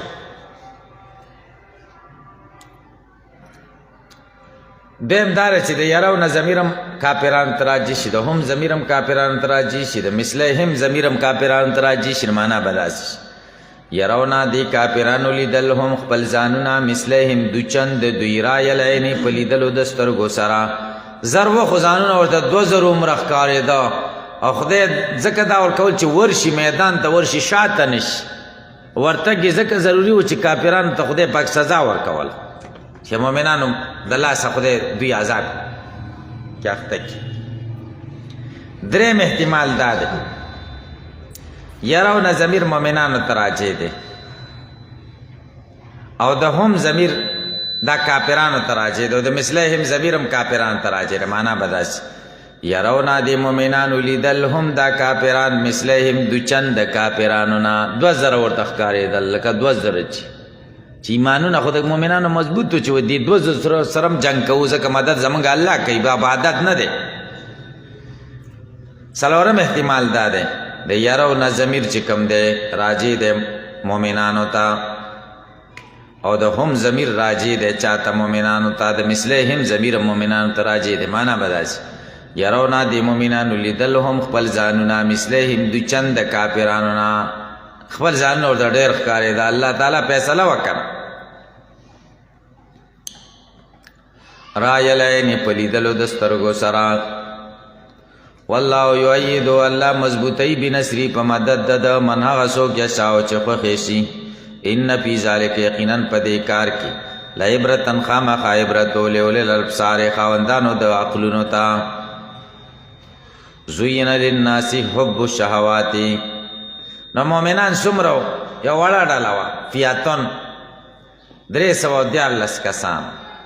واو یا کسان مهاجرینو او 216 کسان د انصارو نو. د مهاجرینو جنډه د علی بن ابي طالب رضی الله تعالی عنہ سره، او د انصارو جنډه د سعد بن عباده رضی الله تعالی عنہ سره، او یا ورسره وخان و د 314 سره، او 2 پکې اسونه، یو پرس اس د مقداد ابن الاسود او دویم اس د مرصد ابن ابي مرصد، او نو ټول پیادل غریبانان روان. او د مدینه منورې نه څومره لرې فاصله ده، دومره لرې فاصله ده. او په وسلې کې د دوی سره 6 زغرې وي، او 8 ورسره تورې وي، 8 تورې وي د دې سره. خو پخوا جنګ خو دا نه و چې ټولو به کاو که نه، بعضې به جنګ کوو، بعضو د جنگ والا خلق به سره مخامخ شو. داسې 8 تورې وي د مؤمنانو سره. نبی کریم صلی الله علیه وسلم ته یو سفر جوړ کړ العریش، اوس هلته جومات جوړ دی مسجد العریش ورته وایي. نبی علیه السلام ټوله شپه خدای ته ژړاګانې کولې او چغې او سورې خدای ته ما پته راکړي. او دا یو ورکوټی جماعت دی د مؤمنانو، خدایه که دا مغلوبه شي نو ستا د نوم اخیستو والا په دې دنیا کې نور څوک نشته. داسې دعای کوله. وروسته به سورة الانفال کې راشي چې ابو بکر صدیق رضی الله عنه ته ترس او ویره پیدا شوه چې لاس به راکاږي دنیا به ورانه شي، خدای به اسمان را وغورځوي، موږ به ورسره ګیر شو. داسې په الحاح او زارۍ باندې دعاګانې کولې او څادر یې په دې اوږو راچولې او څادر پیس کتې وغورځېده ابوبکر صدیق رضی الله عنه شا طرف نه ورغی نبی علیہ السلام نه لاس چاپېره کړه او ورته بس کا قربان بس کا الله چې تا سره کومه وعده کړې ده هغه به پوره کوي داسې دعا وه چې ابوبکر سره ویره پیدا شوه نو الله تعالی مدد راوستو او مشران د کافرانو او یا کسه مشران د ابوجهل په شمول دا خدای مردار کړ او یا یې ګیر کړو ملایکې خدای مدد ته راولېږي سورت انفال کې د دې وضاحت دی نو الله فرمایي والله یؤیدو الله مضبوطی بنصری په خپل مدد باندې من هغه څوک چې شاو چې خوښې شي ان فی ذلک یقینا پدې کې لا عبرتن خام ذالک کی اشاره فتح ته ده یا په ذالک کې اشاره د دوړو ډلو مخامخ کېدو ته ده په دې مخامخ کېدو کې خامخا عبرت د خاوندانو د عقلونو لره زوین للناس حب الشهوات من النساء هر کله چې مخکې کې ذکر د جهاد او شوس موانع د جهاد ذکر کوي یو دیم د په دې شبهه دا هغه شبهه ده چې کافرانو سره خو بود کافرانو سره خو ډیر سامان دی ډیر سامانونه دي مالونه دي ورسره پیسې دي ورسره نو هغه چې د خدای دشمنان دي دا سيزونه ولي ورکړي دي الله تعالی جواب کوي الله ذالک متاع الحیات الدنیا دا د دنیا د ژوندۍ یو څو ورځې دي دوی د مزه کوي اخرت کې کوئی سنشته کنه الله وای زوین للناس خست شوی دي خلق لرا حب الشهوات محبت د خواهشاتو من النساء د خزنا والبنینا د بچونا والقناطر المقنطره خزانونا را جمع کړل شوی قناطیر جمع د قنطار د مال کثیر ته وای څومره مال ته چې دا سرمنه د غوی ته ډکه کې د سرو زرو نه دی ته قنطار وای سعید ابن جبیر وای قنطار 100,000 دینار 100,000 دینارونو ته وای ابن عباس او ضحاک وای یو 200 مسقالونو ته وای من الذهب د سرو زرونا والفضه د سپینو زرونا والخيل يسنا المسومه نخدار سوي والانعام او نور ساروي والحرث او کرواندا الله وای ذالک متاع الحیات الدنیا دا پیدا د ژوند د دنیا دا والله عنده حسن المآب الله تعالی دا غسر خسته مرجع د زید رجو دی الله سره ډېر نعمتونه دي دا څه شي سورہ ال عمران یو سل 93 کې الله بیان کوي لا یغرنک تقلب الذین کفروا فی البلاد متاع قلیل تا دې دوکنه کې اورې دل راوړې دل د کافرانو مزید کافرانو په ژوند د دنیا کې ځکه متاع قلیل لږ شان پیدا ده قل ترغیب ال الاخرت په دیات کې ذکر کوي قل ورته وایا او نبئکم ما یا تاسو نه خبروم بخیر من ذالکم غره د دې سيزونو نه دا کم سيزونه چې تیرات کې ذکر شو د دین غره د تنخیم دا د چا د پاره دي للذین خاص دا کسان د پاره اتقوا چې تقوا اختیار کړي دا عند ربهم پنيز درب د دوی جناتون جنتون دی تجربه کی بامنتا ترنهار ولاندې د ونو دا غینه نهرونا خالدین بیا همیشه به په دې جنتونو کې وازواج مطهرتن بیبیان دی پاکیزا وردوان من الله اور رضامندی به د الله د طرفا والله بصیر بالعباد الله لیدون کې د پابندیګانو دا متقیان څوک دي چې دا جنتونه ورته خدای تیار کړی دي د صفاتونو ذکر کوي الذين دعوا خوش نصیب خلق دی یقولون چې وای ربنا ای رب زمونږ اننا آمنا یقینا مونږه ایمان راوړې پتا فاغفر لنا ذنوبنا بخنو کې مونږ ته د ګناهونو زمونږه وقنا عذاب النار مونږه بچ کا د عذاب د اورنا الصابرین دی صبر کوونکي دی په شدایدو والصادقین رښتیا وایونکي دی په خبرو کې والقانتین عاجزي کوونکي دی په عبادتو کې والمنفقین لګونکي دی د مال والمستغفرین بخنی غختن کی دی بالاسحار د پېشمنی په وخت کې پېشمنی وخت کې استغفار وای د خدای نه بخنه غواړي دا خصيفتونه دی ګوري شهد الله انه لا اله الا هو والملائکه واولو العلم قائما بالقسط لا اله الا هو العزیز الحکیم دیات کی دعوت توحید دویم ځل ذکر کړي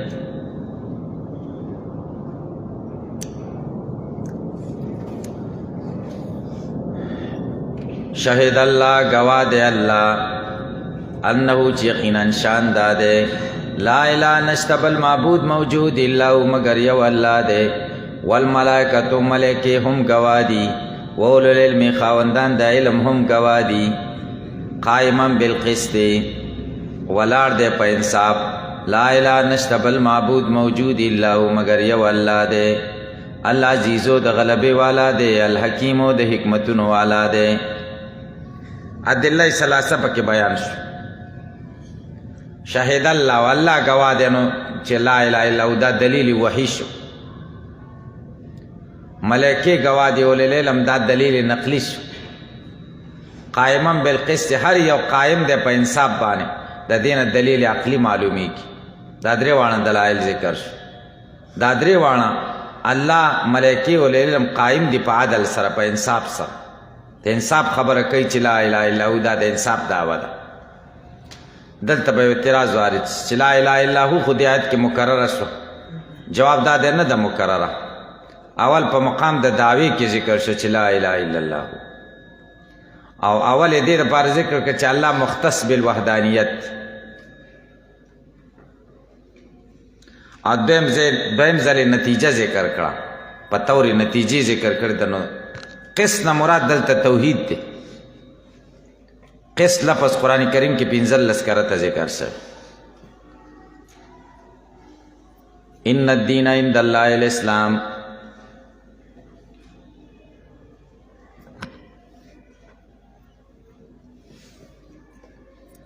یقینا هغه دین چې خوښ دی خدای ته الاسلام هغه اسلام دی اصل کې دسې ان الدین المرضی عند الله هو الاسلام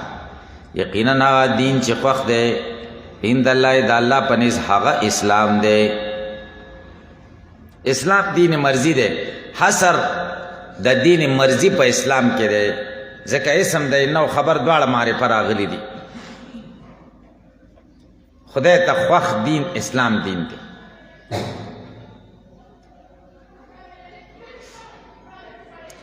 معنا به داسې شي بل دین مرضی عند الله نشته د اسلام نه وړاندې دینونه خو ټول اسماني حق دي حق دینونه ټول دي خو مرضی بل دین الله ته د اسلام نه بغیر بل نشته نو حصر پیدا راشو ښه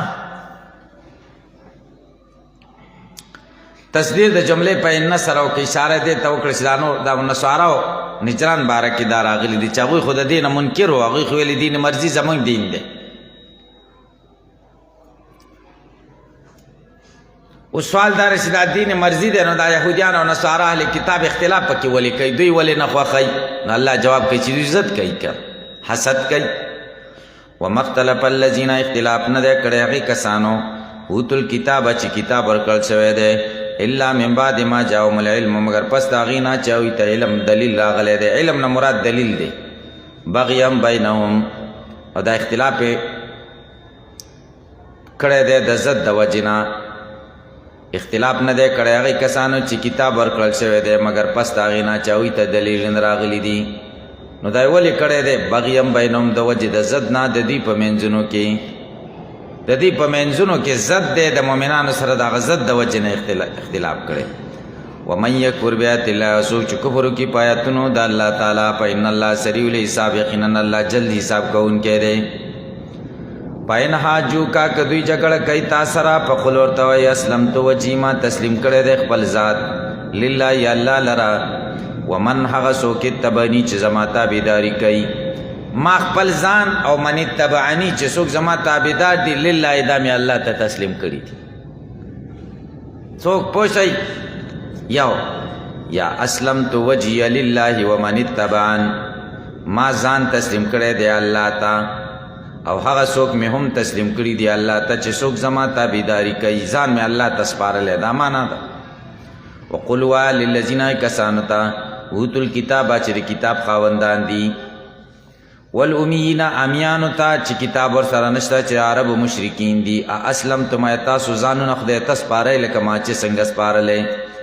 فإن اسلموا که دوی ځانونه خدای ته وسپاري ګردن نهاد شي فقد اهتدوا دوی په سمه لار شو وإن تولوا که دوی مخ وګرځوي فإنما علیک البلاغ یقینا پتا دین رسول دي پتا دین رسول دي دا ایمان راوړل خو پتا نه دي والله بصیر الله لیدونکی دی بالعباد د بندګانو الله تعالی بندګانو ګوري چې تاسو خدای ته ځان تسلیم کړی هم وینم او چې هغوی انکار کړی دی هم ویني هر چا ته به خپل حال مناسب جزا ورکړي ان الذين يكونون بآيات الله يقتلون النبيين بغير حق ويقتلون الذين يأمرون بالقسط من الناس فبشرهم بعذاب أليم. اوس الله تعالی مخکې د معرض او د متولی حال ذکر کا وَإِن تَوَلَّوْا فَإِنَّمَا عَلَيْكَ الْبَلَاغُ. معرض او متولی ذکر شو. اوس د دې متولی درې صفتونه ذکر کوي. یو صفت دا ده چې کفر کوي ان الذين يكفرون بآيات الله. دویم صفت دا ده پیغمبران وجني ويقتلون النبيين بغیر حق. دریم صفت دا ده صلحا وجني ويقتلون الذين يأمرون بالقسط من الناس. دا درې صفتونه ذکر کړ. نو درې وعیدونه هم د دې ذکر کوي. اول وعید دا ده فبشرهم بعذاب أليم. دریم وعید اولئک الذین حبطت اعمالهم. دریم وعید وما لهم من ناصرین. پې پوه شوئ. نو مخکې د متولی بیان وشو اوس د متولی درې صفتونه او درې وعیدونه ذکر کوي. درې صفتونه. نو آیت عنوان د تخویف اخروی. ان الذين يقينها کسان یکفرون چې کفر کوي بآیات الله د الله په آیاتونو. دا یو صفت شو. دویم ويقتلون النبیین پیغمبران وجنی بغیر حق بغیر د حق نه. و سوال دار چې بغیر حق نه پیغمبر وجنه خو اسیم بغیر حق نه بغیر حق نه سلوي ویاله. جواب دار بغیر حق فی زعمهم. د دې په ځان کې هم بغیر حق نه خو بیا هم وجنی.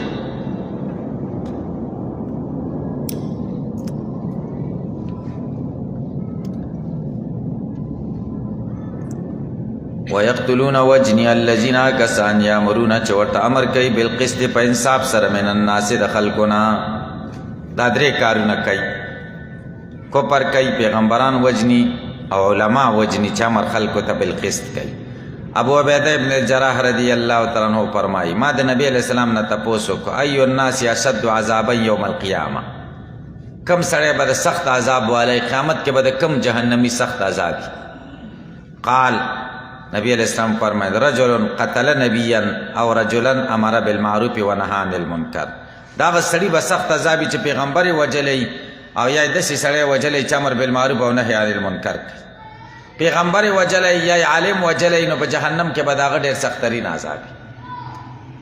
ويقتلون الذين يأمرون بالقسط من الناس. دینه ګورې علما مراد دي. بیا نبی علیہ السلام دا آیت ولست ان الذين يكفرون بآيات الله ويقتلون النبيين بغير حق ويقتلون الذين يأمرون بالقسط من الناس فبشرهم بعذاب أليم. بیا نبی علیہ السلام فرمایي ابو عبیده بنی اسرائیل درې څلوېښت پیغمبران مړ کړه د ورځې په اول کې. نو 112 سړي راپاڅېدل د بني اسرائیل علما. نو دوی ته یې ویل چې د خدای ظالمانو دام څه وکړه. نو دوی راپاڅېد او هغوی هم مړه کړه. 112 علما یې هم مړه کړه او 43 پیغمبران په یو ورځ کې مړه کړه. او بل حدیث کې داسې دی چې داسې بدنصیبه خلک د ورځې په ابتدا کې پیغمبران به مړه کړل او په غرمه کې به بیا پټو کې ګوډونه کول. دا پروا نه وه چې موږ وکړه څوک مو ووجل.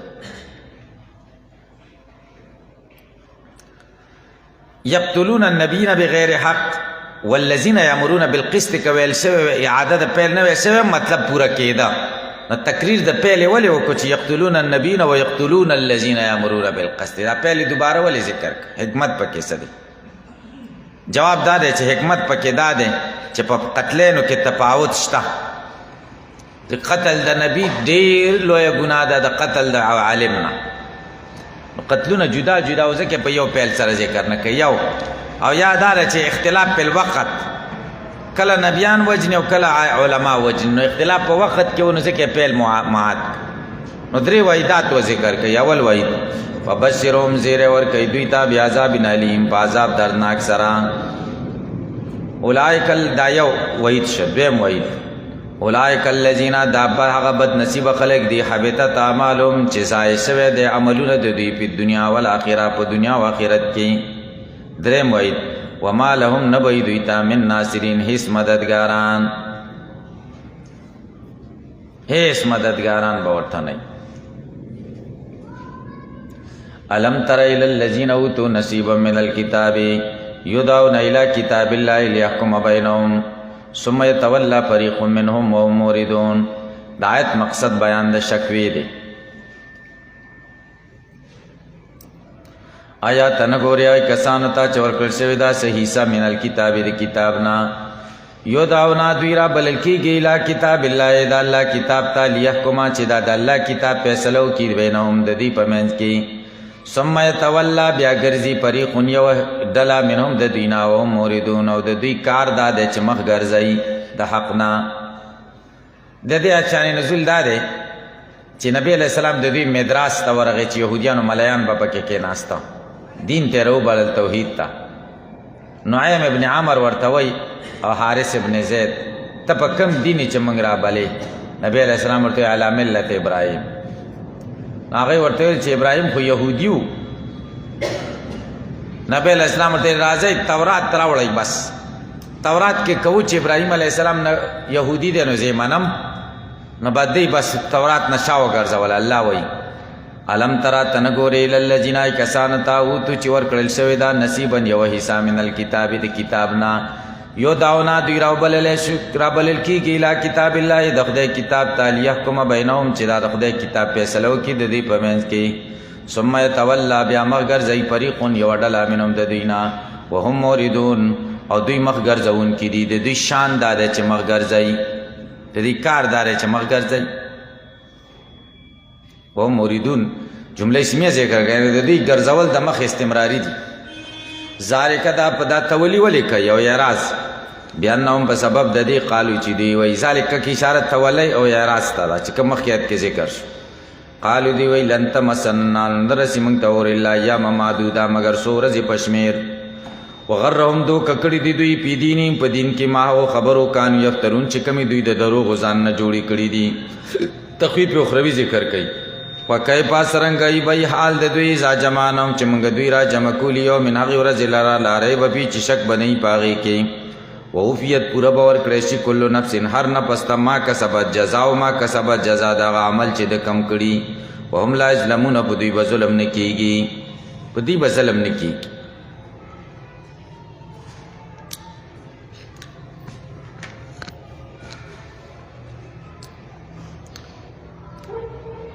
اوس نبی علیہ السلام تعالی وی هر کله چې بدلایل عقلیه او نقلیه او ثابت شو چې لا اله الا هو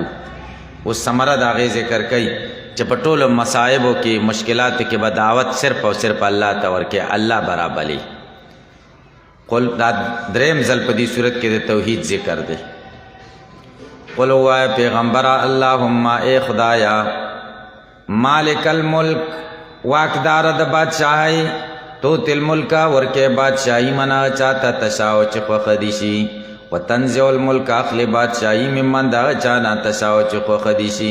و تعز و عزت ورکے منا چاہتا تشاو چخو خدیشی و تذل ذلیلکے منا سوک تشاو چخو خدیشی بیدک الخیر پا قبضستا کی ټول خیر دے انکا علا کل شین قدیر یقیناً تا پارسیس قدرت لري. اللہم پاسر کی اللہو دا خلیل او دا سبوئی پنیس او د بسرینو پنیس هر په ندا یا الله هر په ندا حذف پښلا او د هغې په اخره کې میم مشدده راوړی شو. دا د الله د لفظ خصوصیت دی نورو عالمو کې داسې نه کېږي. مالک الملک واکداره د بادشاهۍ بادشاهي دې چاته خوښه شي هغې له ورکې او چا نه اخلي. عزت ورکې چاته چې دې خوښه دي شي او ذلت ورکې هغه چاته دې خوښه شي. عزت او ذلت د خدای په قبضه کې بادشاهۍ کې نشته. کله به بادشاہی خو عزت به ورسره نه کله به ملنګي خو عزت به خدای ډېر ورکړي. دی علماو ته خدای عزت ورکړی دی هېڅ هم ورسره نشته. بادشاهانو ډېر عزت دی که د علماو ډېر عزت دی. قسم دی چې د دې علماو د دې بزرګانو څومره عزت دی. د دې بزرګانو چې خلک قدردانی کوي دا د زړه نه کوي او د بادشاهانو چې کوي نو دا ظاهري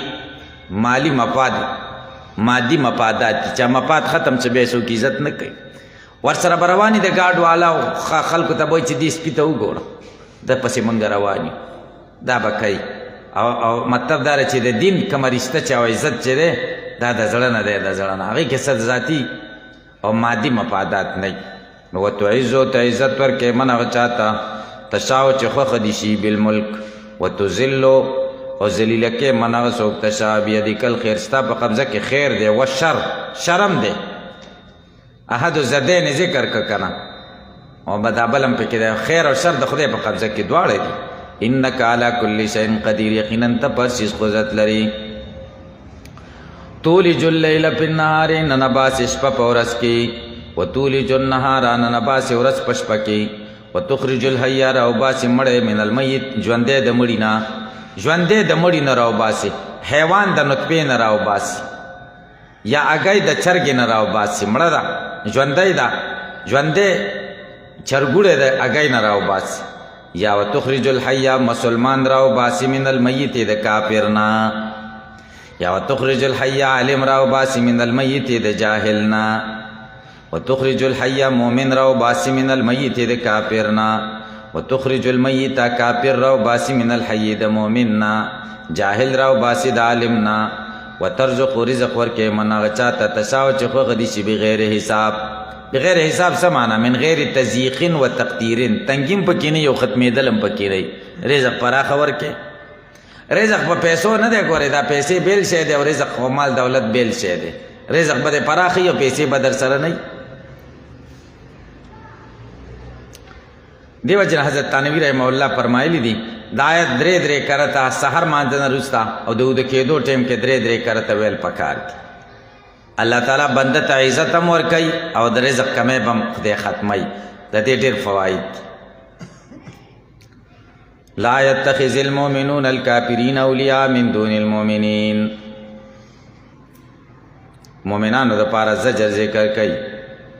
په یو عمل باندې چې کافران بادشاہي د خدای په قبضه کې ده، عزت د خدای په قبضه کې ده. کافرانو دوستۍ کې عزت مه لټوئ. مخکې ذکر شو چې عزت خدای ورکوي، کافرو سره دوستي څه دپاره کوئ. لا يتخذ المؤمنون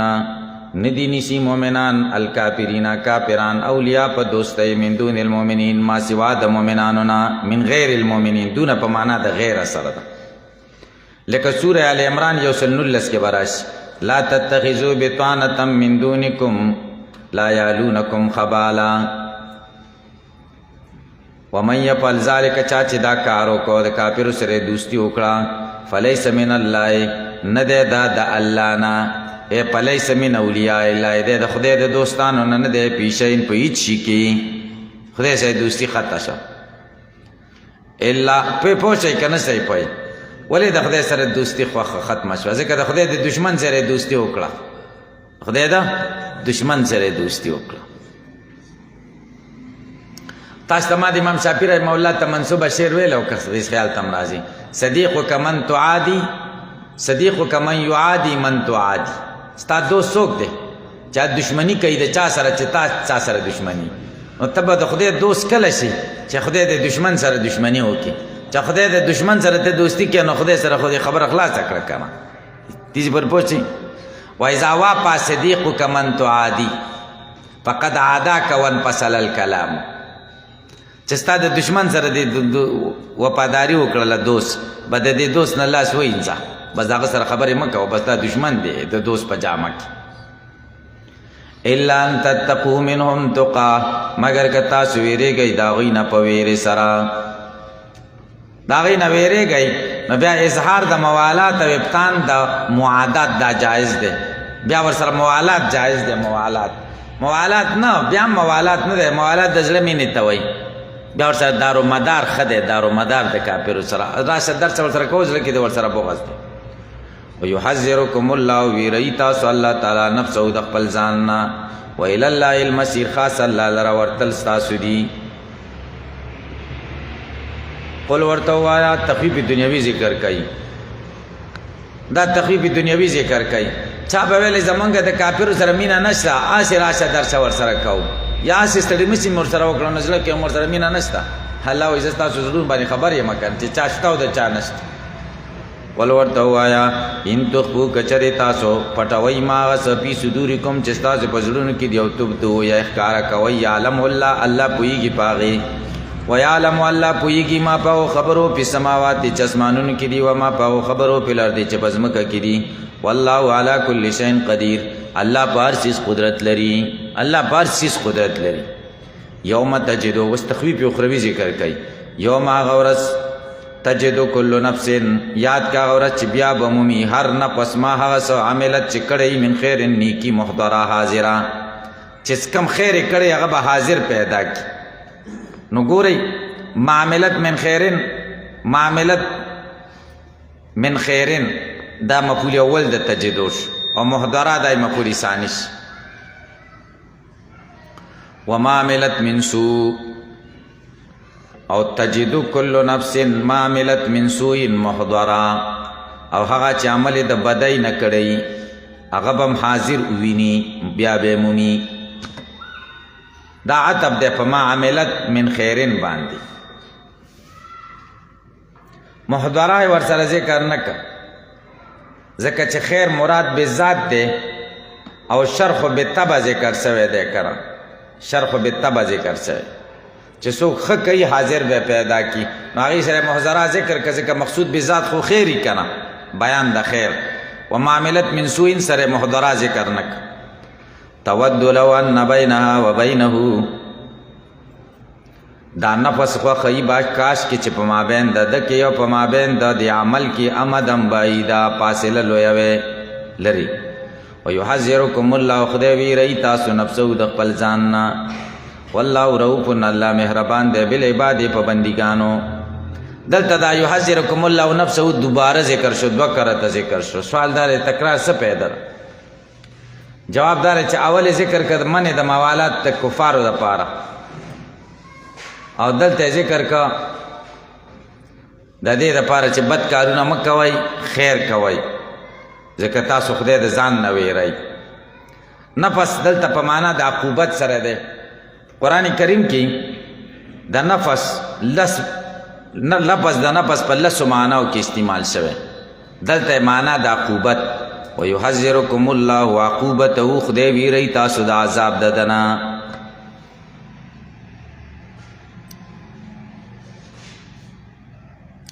قل ان كنتم تحبون الله فاتبعوني يحببكم الله ويغفر لكم ذنوبكم والله غفور رحيم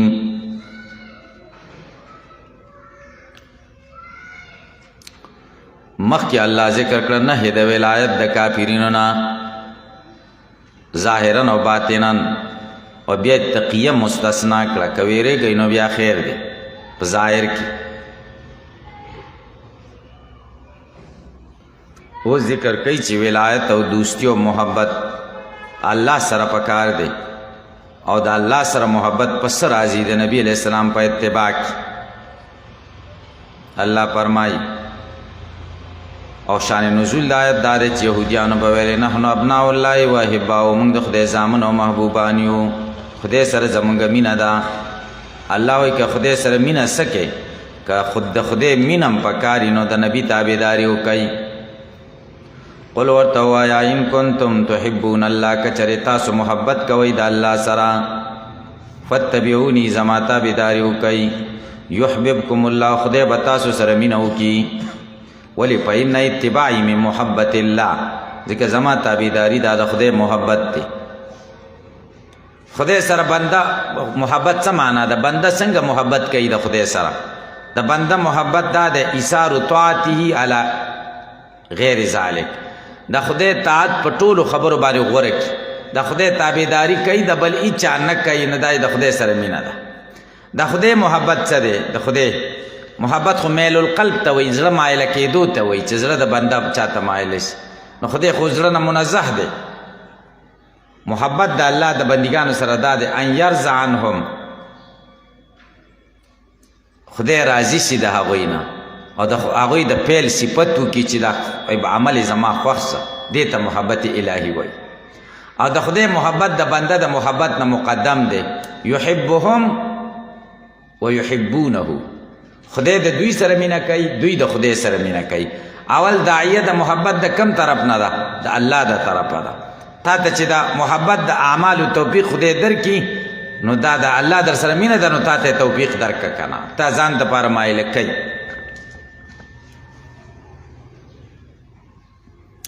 دیو جنا امام غزالی رحمه الله فرمایي سړی شپې را پانسیږي مانځله او دا وایي مړه کارونه مې ډېر دی او د دین کارونه دي او څه وکړم او نشم را پاڅېدی نو دی دې وجاړي د خدای ورسره مینه کمه ده چې ځان لی ونه دراو خپله خبرو لی ځان ته ونه دراو ځکه چې د خدای ورسره مینه وي نو هغه ځان له ودروي که نه د خیر د اعمالو څومره توفیق چې خدای موږ له راکوي دا د دې دلیل دی چې د خدای را سره مینه ده تاسو موږ خدای کتاب ته ناست یو خلک به کم ځای کې ناست دا 4 غنټې زمونږ او ستاسو د کتاب الله کې تېرېږي د خدای خبرو کې نو دا د دې دلیل دی چې د خدای موږ سره مینه ده نو په دې د الله ډېر شکر پکار دی الحمدلله د الله تعالی مینه ده الله تعالی وایي قل ورته ووایه پیغمبره ان کنتم تحبون الله کچره تاسو مینه کوئ د الله سره فاتبعوني نو زما تابعداري وکئ ولې په ان اتباعي من محبت الله ځکه زما تابعداري د خدای د محبت نه ده او کته د خدای د نبی تابعداري نه کوي وایي چې نبی سره خدای سره مې مینه ده نو دا دروغ دي ولې دروغ دي تاصل اله وانت تظهر حبه وهذا لعمري في القياس بديو لو كان حبك صادقا لا طاعته ان المحب لمن يحب مطيع چاچ کته چته په مینا کې صادق نه تابعداري بده کړي وا محب خود خپل محبوب تابعداري کنه بیا وای وکل طریق سوا طریقه مسدود وكل عمل سوا ما اذن فيه مردود هر لار د نبی د لارې نه بغیر تړل شوې ده د الله د محبت ټولې لارې بندي دي صرف یوه لاره پاتې ده چې هغه د نبی اتباع ده د نبی اتباع کوه د الله سره به دې مینه او هر عمل ما سوا د هغه نه چې نبی په هغې کې اذن کړی هر عمل مردود دی هر هغه عمل چې نبی په کې اذن صراحتاً او یا اشارتاً نه یې اخیستل شوی هغه عمل مردود دی وَيَغْفِرْ لَكُمْ ذُنُوبَكُمْ بخنه به وکړي تاسو ته د ګناهونو ستاسو والله غفور رحیم الله بخونکی مهربان دی قل ورته ووایه اطیعوا الله والرسول تابعداري کوئ د علامه د محبت دا ده آیت کې بیان د علامې د محبت دی د الله تابعداري کوئ او د رسول فإن تولوا که دوی مخ وګرځاو فإن الله لا يحب الکافرین یقینا الله نه خوښوي کافران معلومه شوه چې دا کفر ته رسي د الله اطاعت نه کول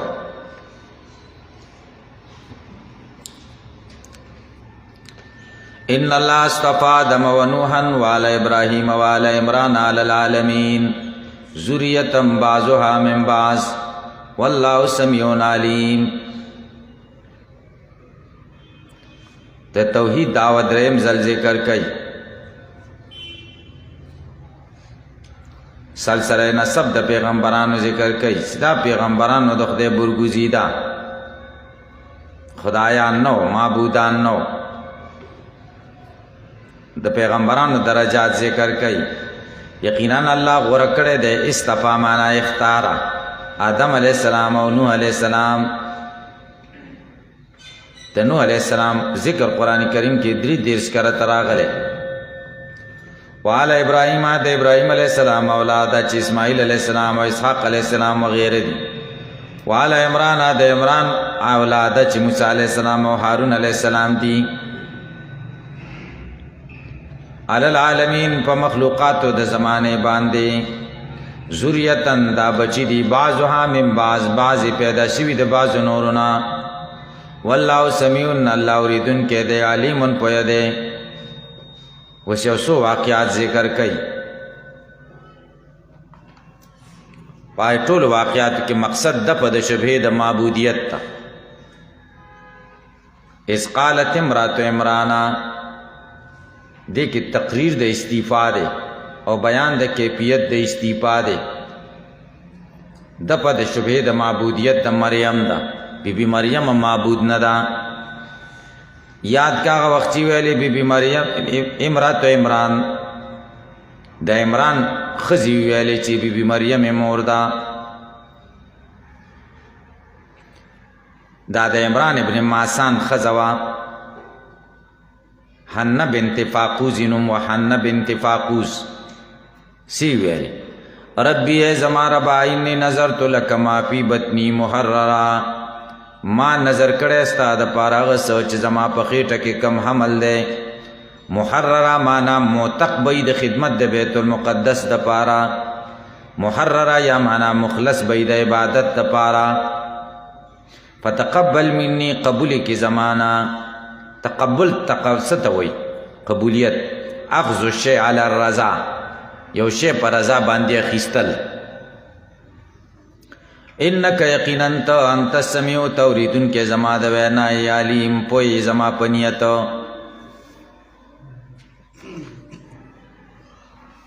نو د دې دا خیال چالک به وشي او بس هغه به بیت المقدس خدمت کې خدمت ته به وقف کول داسي فلما وضعتها قالت ربی انی وضعتها انثى هر کله چې وضع کړه دی دا وضعتها هر کله چې وضع کړه دی ښځې د عمران ها دا جینۍ ها چا ته راځي دی ضمیر ما پی بطنی ته سوال دار چې ما پی بطنی خو مذکر دی که نه جواب دار چې نفس په اعتبار سره یا د حبلې په اعتبار سره حبله یو دویم دا دی کله چې د یو مذکر یو د هغې مدلول مؤنث نه هغې ته مذکر ضمیر هم راجع کیدی شي او مؤنث هم ما فی بطنی مذکر دی خو مدلول مؤنث دی ولې ځکه شوی خو تی جینۍ وه که نه نو مذکر او مؤنث دواړه ضمیرونو ارجاع ورته جایز دی قالت دی ویلې ربی ای زما ربا انی وضعتها ما خو وضع کړه ومې زیږوله انثی جینۍ دا ګورئ دا خبر تاسو ویلی دی یو فائدة الخبر یو لازم د فائدة الخبر دلته دواړه نه دي مراد فائدة الخبر دا چې سامعین پوی کې چې داسې کار شوی دی او لازم فائدة الخبر چې هغوی پوی کې چې زه خبر یم دلته دواړه نشته چې رب پوهیږي رب خو پوی دی که نه رب نه دی پوی څه او داسې هم نه ده چې رب پوهیږي چې زه پویه یم چې جینۍ مې وشوه رب په دې هم پوی دی چې دا پویه ده بلکې دا د تحسر او د اخبار دغه دپاره تحسر دپاره دی تحسر افسوس دپاره حسرت دپاره قال دی ویل ای زما ربا ما خو وضع کړه ومې زیږوله انثی جینۍ والله عالم بما وضعت الله ښه پوهېږي په هغه څه چې دې څه وضع کړې ده ولیس الذکر کالانثی نه دی هغه مذکر چې دې طلب کړی و کالانثی د هغې مؤنثې په شان چې کومه دې ته هبه شوې ده ذکر او انثی دواړو کې الف لام عهدي دی لیس الذکر الذی طلبت کالانثی التي وهبت لها دا الګ د داسې جینۍ په شان نه ده جینۍ ډېر عظیمت الشان ده و انی سمیتها مریم او ما نوم ایښی دی په دې باندې بیبي مریمه مریم عابده یا خادمه بیبي مریم مې په دې باندې نوم ایښی دی و انی اعیذها بک و ذریتها من الشیطان الرجیم او زه پناه ورکوم دې ته پتا پورې او اولاد د دې ته د شیطان رټل شوي نه و انی اعیذها زه پناه ورکوم دې ته بک پتا پورې و ذریت اولادې د دې ته من الشیطان الرجیم د شیطان رټل شوي نه بخاری شریف حدیث دی ابو هریره رضی الله عنه نبی کریم صلی الله علیه وسلم فرمایي کل ابن آدم هر د آدم بچه شیطان اسکندی په اړخ کې چې کله پیدا شي حین یولدو غیر د عیسی ابن مریم نه ځکه مور دعا کړې دا فضیلت جزئی دی ها فتقبلها ربها بقبول حسن قبول کړه دا رب د دې په قبلېدو ښایسته و سره ځکه د سړي په ځای باندې دا قبول کړه بیت المقدس د خدمت دپاره وانبتها نباتا حسنا او زرغونه کړه رب دا په زرغونولو خو سره لویه کړه په لویولو خو سره ځکه چې دا زرغونول او دا شنه کېدل ډېر عجیبه دا و چې بچی د عیسی علیه السلام په شانې راوړو دا څومره ښایسته زرغون کېدل دي وکفلها زکریا الله تعالی کپیل وګرځاو دې ته زکریا علیه السلام زکریا علیه السلام د دې کپیل شو هغه د ترور خاوندو کلما دخل علیها زکریا المحراب هر کله دې دپاره په بیت المقدس کې یو اوچته کوټه جوړه کړه دویم چت کې کلما دخل علیها زکریا المحراب، هر کله چې داخل چې په دې باندې زکریا علیه السلام په محراب کې، محراب د دې کوټه وه چې عبادت به پکې کوو. محراب ورته ځکه وایي جای حرب، د جنګ ځای، نو د عبادت خانه د شیطان سره د جنګ ځای، نو ځکه ورته محراب وایي. اوس مونږ د ټول جومات ته محراب نه وایو، شیطان سره د جنګ ځای خو ټول جومات دی، صرف د امام ځای ته محراب وایي. خو زه د جنګ مشر هلته ولاړي، نو کیدای شي دا یې وجه یي که نه، د جنګ مشر ولاړي مخکې. تاسو په دې خبره پوه شئ که نه؟ نو وجد عندها رزقا، هر کله چې داخل شو په دې باندې زکریا علیه السلام په محراب کې، وجد عندها پیدا یې که د دې سره رزقا رزق. د ژمي میوې به په اوړي کې وي، د اوړي میوې به په ژمي کې وي، رزق یې ورسره پیدا که ناشنا. قال یا مریمو، زکریا علیه السلام ورته مریم انا لک هذا، د کم ځای نه راغلي تا ته دا، انا لک هذا من این لک هذا، د کم ځای نه راغلي، ان په معنا د من این سره. قالت دی ویلې هو من عند الله، دا د الله د طرفه دی، هو من عند الله. دې ته کرامت وایي، کرامت عزت. اولیاء الله ته خدای کرامت ورکوي که نه، خارق العادت کار، ناشنا کار. ناشنا دا دی چې د ژمي میوه یې هغه په اوړي کې پرته وي، په ژمي کې ورسره امونه پراته وي، دا څومره غټ کرامت دی. پوه شئ، تازه راغلي، دا د سټور والا نه وي، دا کرامت دی که نه. او یا په اوړي کې ورسره چې کوم دی د ژمي میوه پرته وي، مالټې ورسره پرتې وي، دا څومره لوی کرامت دی، تازه یې د ونې نه راشو کېدلي. ان الله یقینا الله یرزق رزق ورکوي من هغه چاته یشاء چې خوښوي شي، بغیر حساب، بغیر د حساب نه. الوسی روح المانی کې وایي دلیل نیول شوی دی په دې آیت باندې په جواز د کرامت اولیاء ولره، ځکه مریم خو نبی نه وه، ځکه ښځو کې پیغمبران نه دي راغلي. دې پورې پوه شئ، معتزله اختلاف کړی دی په دې کې، هغوی کرامت خارق العادت کار د غیر نبی نه نه مني. هنالک په دې ځای کې، هنالک د ظرف زمان او مکان دواړو دپاره استعمالیږي، دلته ته مراد مکان دی. هنالک دغه ځای کې دا زکریا ربو، راوباله زکریا علیه السلام رب د ده، رب ته دعا وکړه. قال دی ویلي ربی زما ربا، هب لی راکې ماته من لدنکا، ستا د طرفه ذریتن طیبتن، بچی پاکی، اولاد پاکیزه، طیبتن مبارکتن، انک سمیع الدعا، یقینا ته اورېدونکی د دعای. بچی راکې خدای. دلته ولې ویلې، مخکې ولې نه ویلې؟ بې موسمه میوې ولیدلې چې ژمي په اوړي کې، اوړي کې هغه په ژمي کې، نو د ده ښځه هم بوډۍ وه او دی هم بوډا و، نو بوډا او بوډۍ ته خدای بچي نه ورکوي، نو خدای ده وویل چې بې موسمه میوې ورکولی شي، نو د اولاد هم یوه میوه ده، مور پلار خو ونه ده، بې موسمه میوې خدای پاک ورکوي، نو بې موسمه بچي هم ورکولی شي. نو خدای ته ځکه دعا وکړه. دلته اوس یو سوال دی، هغه دا چې زکریا علیه السلام ته مخکې دا پته نه وه چې بې موسمه خدای اولاد ورکولی شي، چې دلته یې دعا وکړه. جواب دار ولې ورته نه وه، هغه پته وه ورته، خو دلته وریاده شوه، ذهول شوی و، ذهول. او ذهول ولې شوی و؟ ذهول د بعضې خبرې کله کېږي، ځکه د مجلس اثر یو ګورئ خلوتي، او یو دا چې مجمع کې سړی ناست دی. خلوت کې سړی ناست دی، نو د هغه بیل کیفیت بیل شان، او د خلکو سره ناست دی دیندار سړی، د هغه کیفیت بیل شان.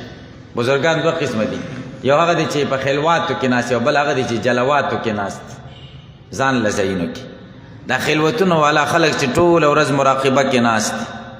هغه ټول ضروریات خدای د غیبونه پوره کوي، داسې غیبونه چې سړی حیران شي. او هغه سره که خبرې کوي، نو د قدرت الهي نه بغیر به درته د اسبابو خبره بالکل ونه کړي. دا بزرګان چې دي کتلي هم دي که نه، او دا زمونږ او تاسو چې یو که نه، نو دا خو موږ اسبابو له ګورو، خلکو له ګورو، د دا کاروبار او داسې چلو شه، دا به ټول نظر زمونږ په څه دی؟ په اسبابو. تاسو خبرې ته خیال دی؟ نو د دې چې چا سره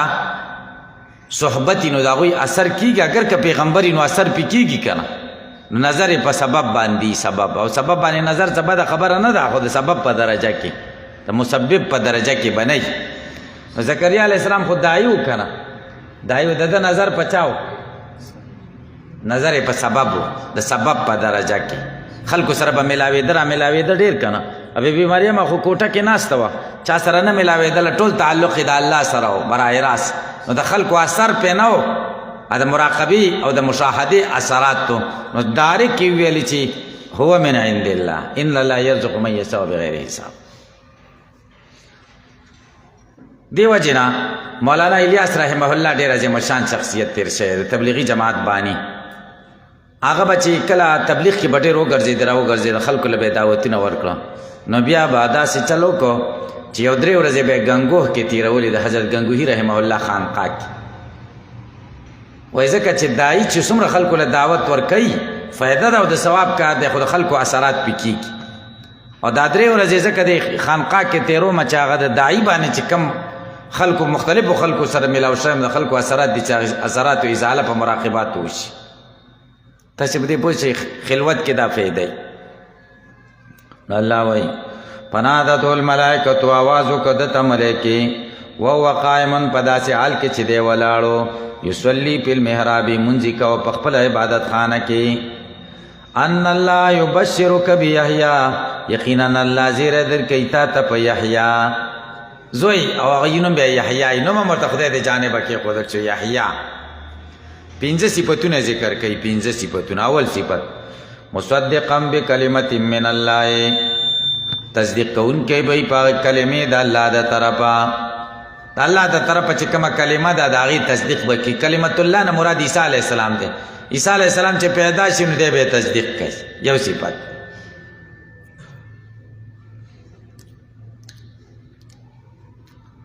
وسیدات دویم داره چې سردار بی. دریم صفت وحسورا د ښځو نه به بندي. داسې نه چې د ښځو نه به بندي د عجز د وجې نه بلکې د عفت د وجې نه د زهد د وجې نه. ابن مسعود ابن عباس رضی الله عنهما ابن جبیر قتاده عطا ابو الشعثاء حسن بصری ټول وایي چې حسور څه معنا ده هو الذي يكف عن النساء ځان بندۍ د ښځو نه هغوی ته نه نږدې کېږي مال قدرتي سره د قدرت نه. حسور دا معنا نه چې ښځو باندې قدرت نشته بیا خو عجز شه پیغمبران خدا خو عیب شه بیا خو پیغمبران د دې نه پاک دي که نه.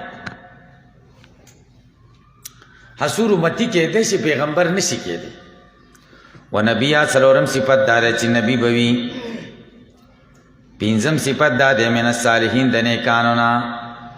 قال دی ویلې ربي زما ربا انا یکون لی غلام کیف یکون لی غلام زما به بچی څنګه کیږي کیفیت یو چې موږ به بیرته ځوانیږو که نه په دې بوډاتوب کې به کي. فقد بلغنی الکبر زه رسېدلی یم بوډات ما ته رسېدلی دی بوډاتوب. د 100 کلو او بیبي چې کومه ده د 200 کلو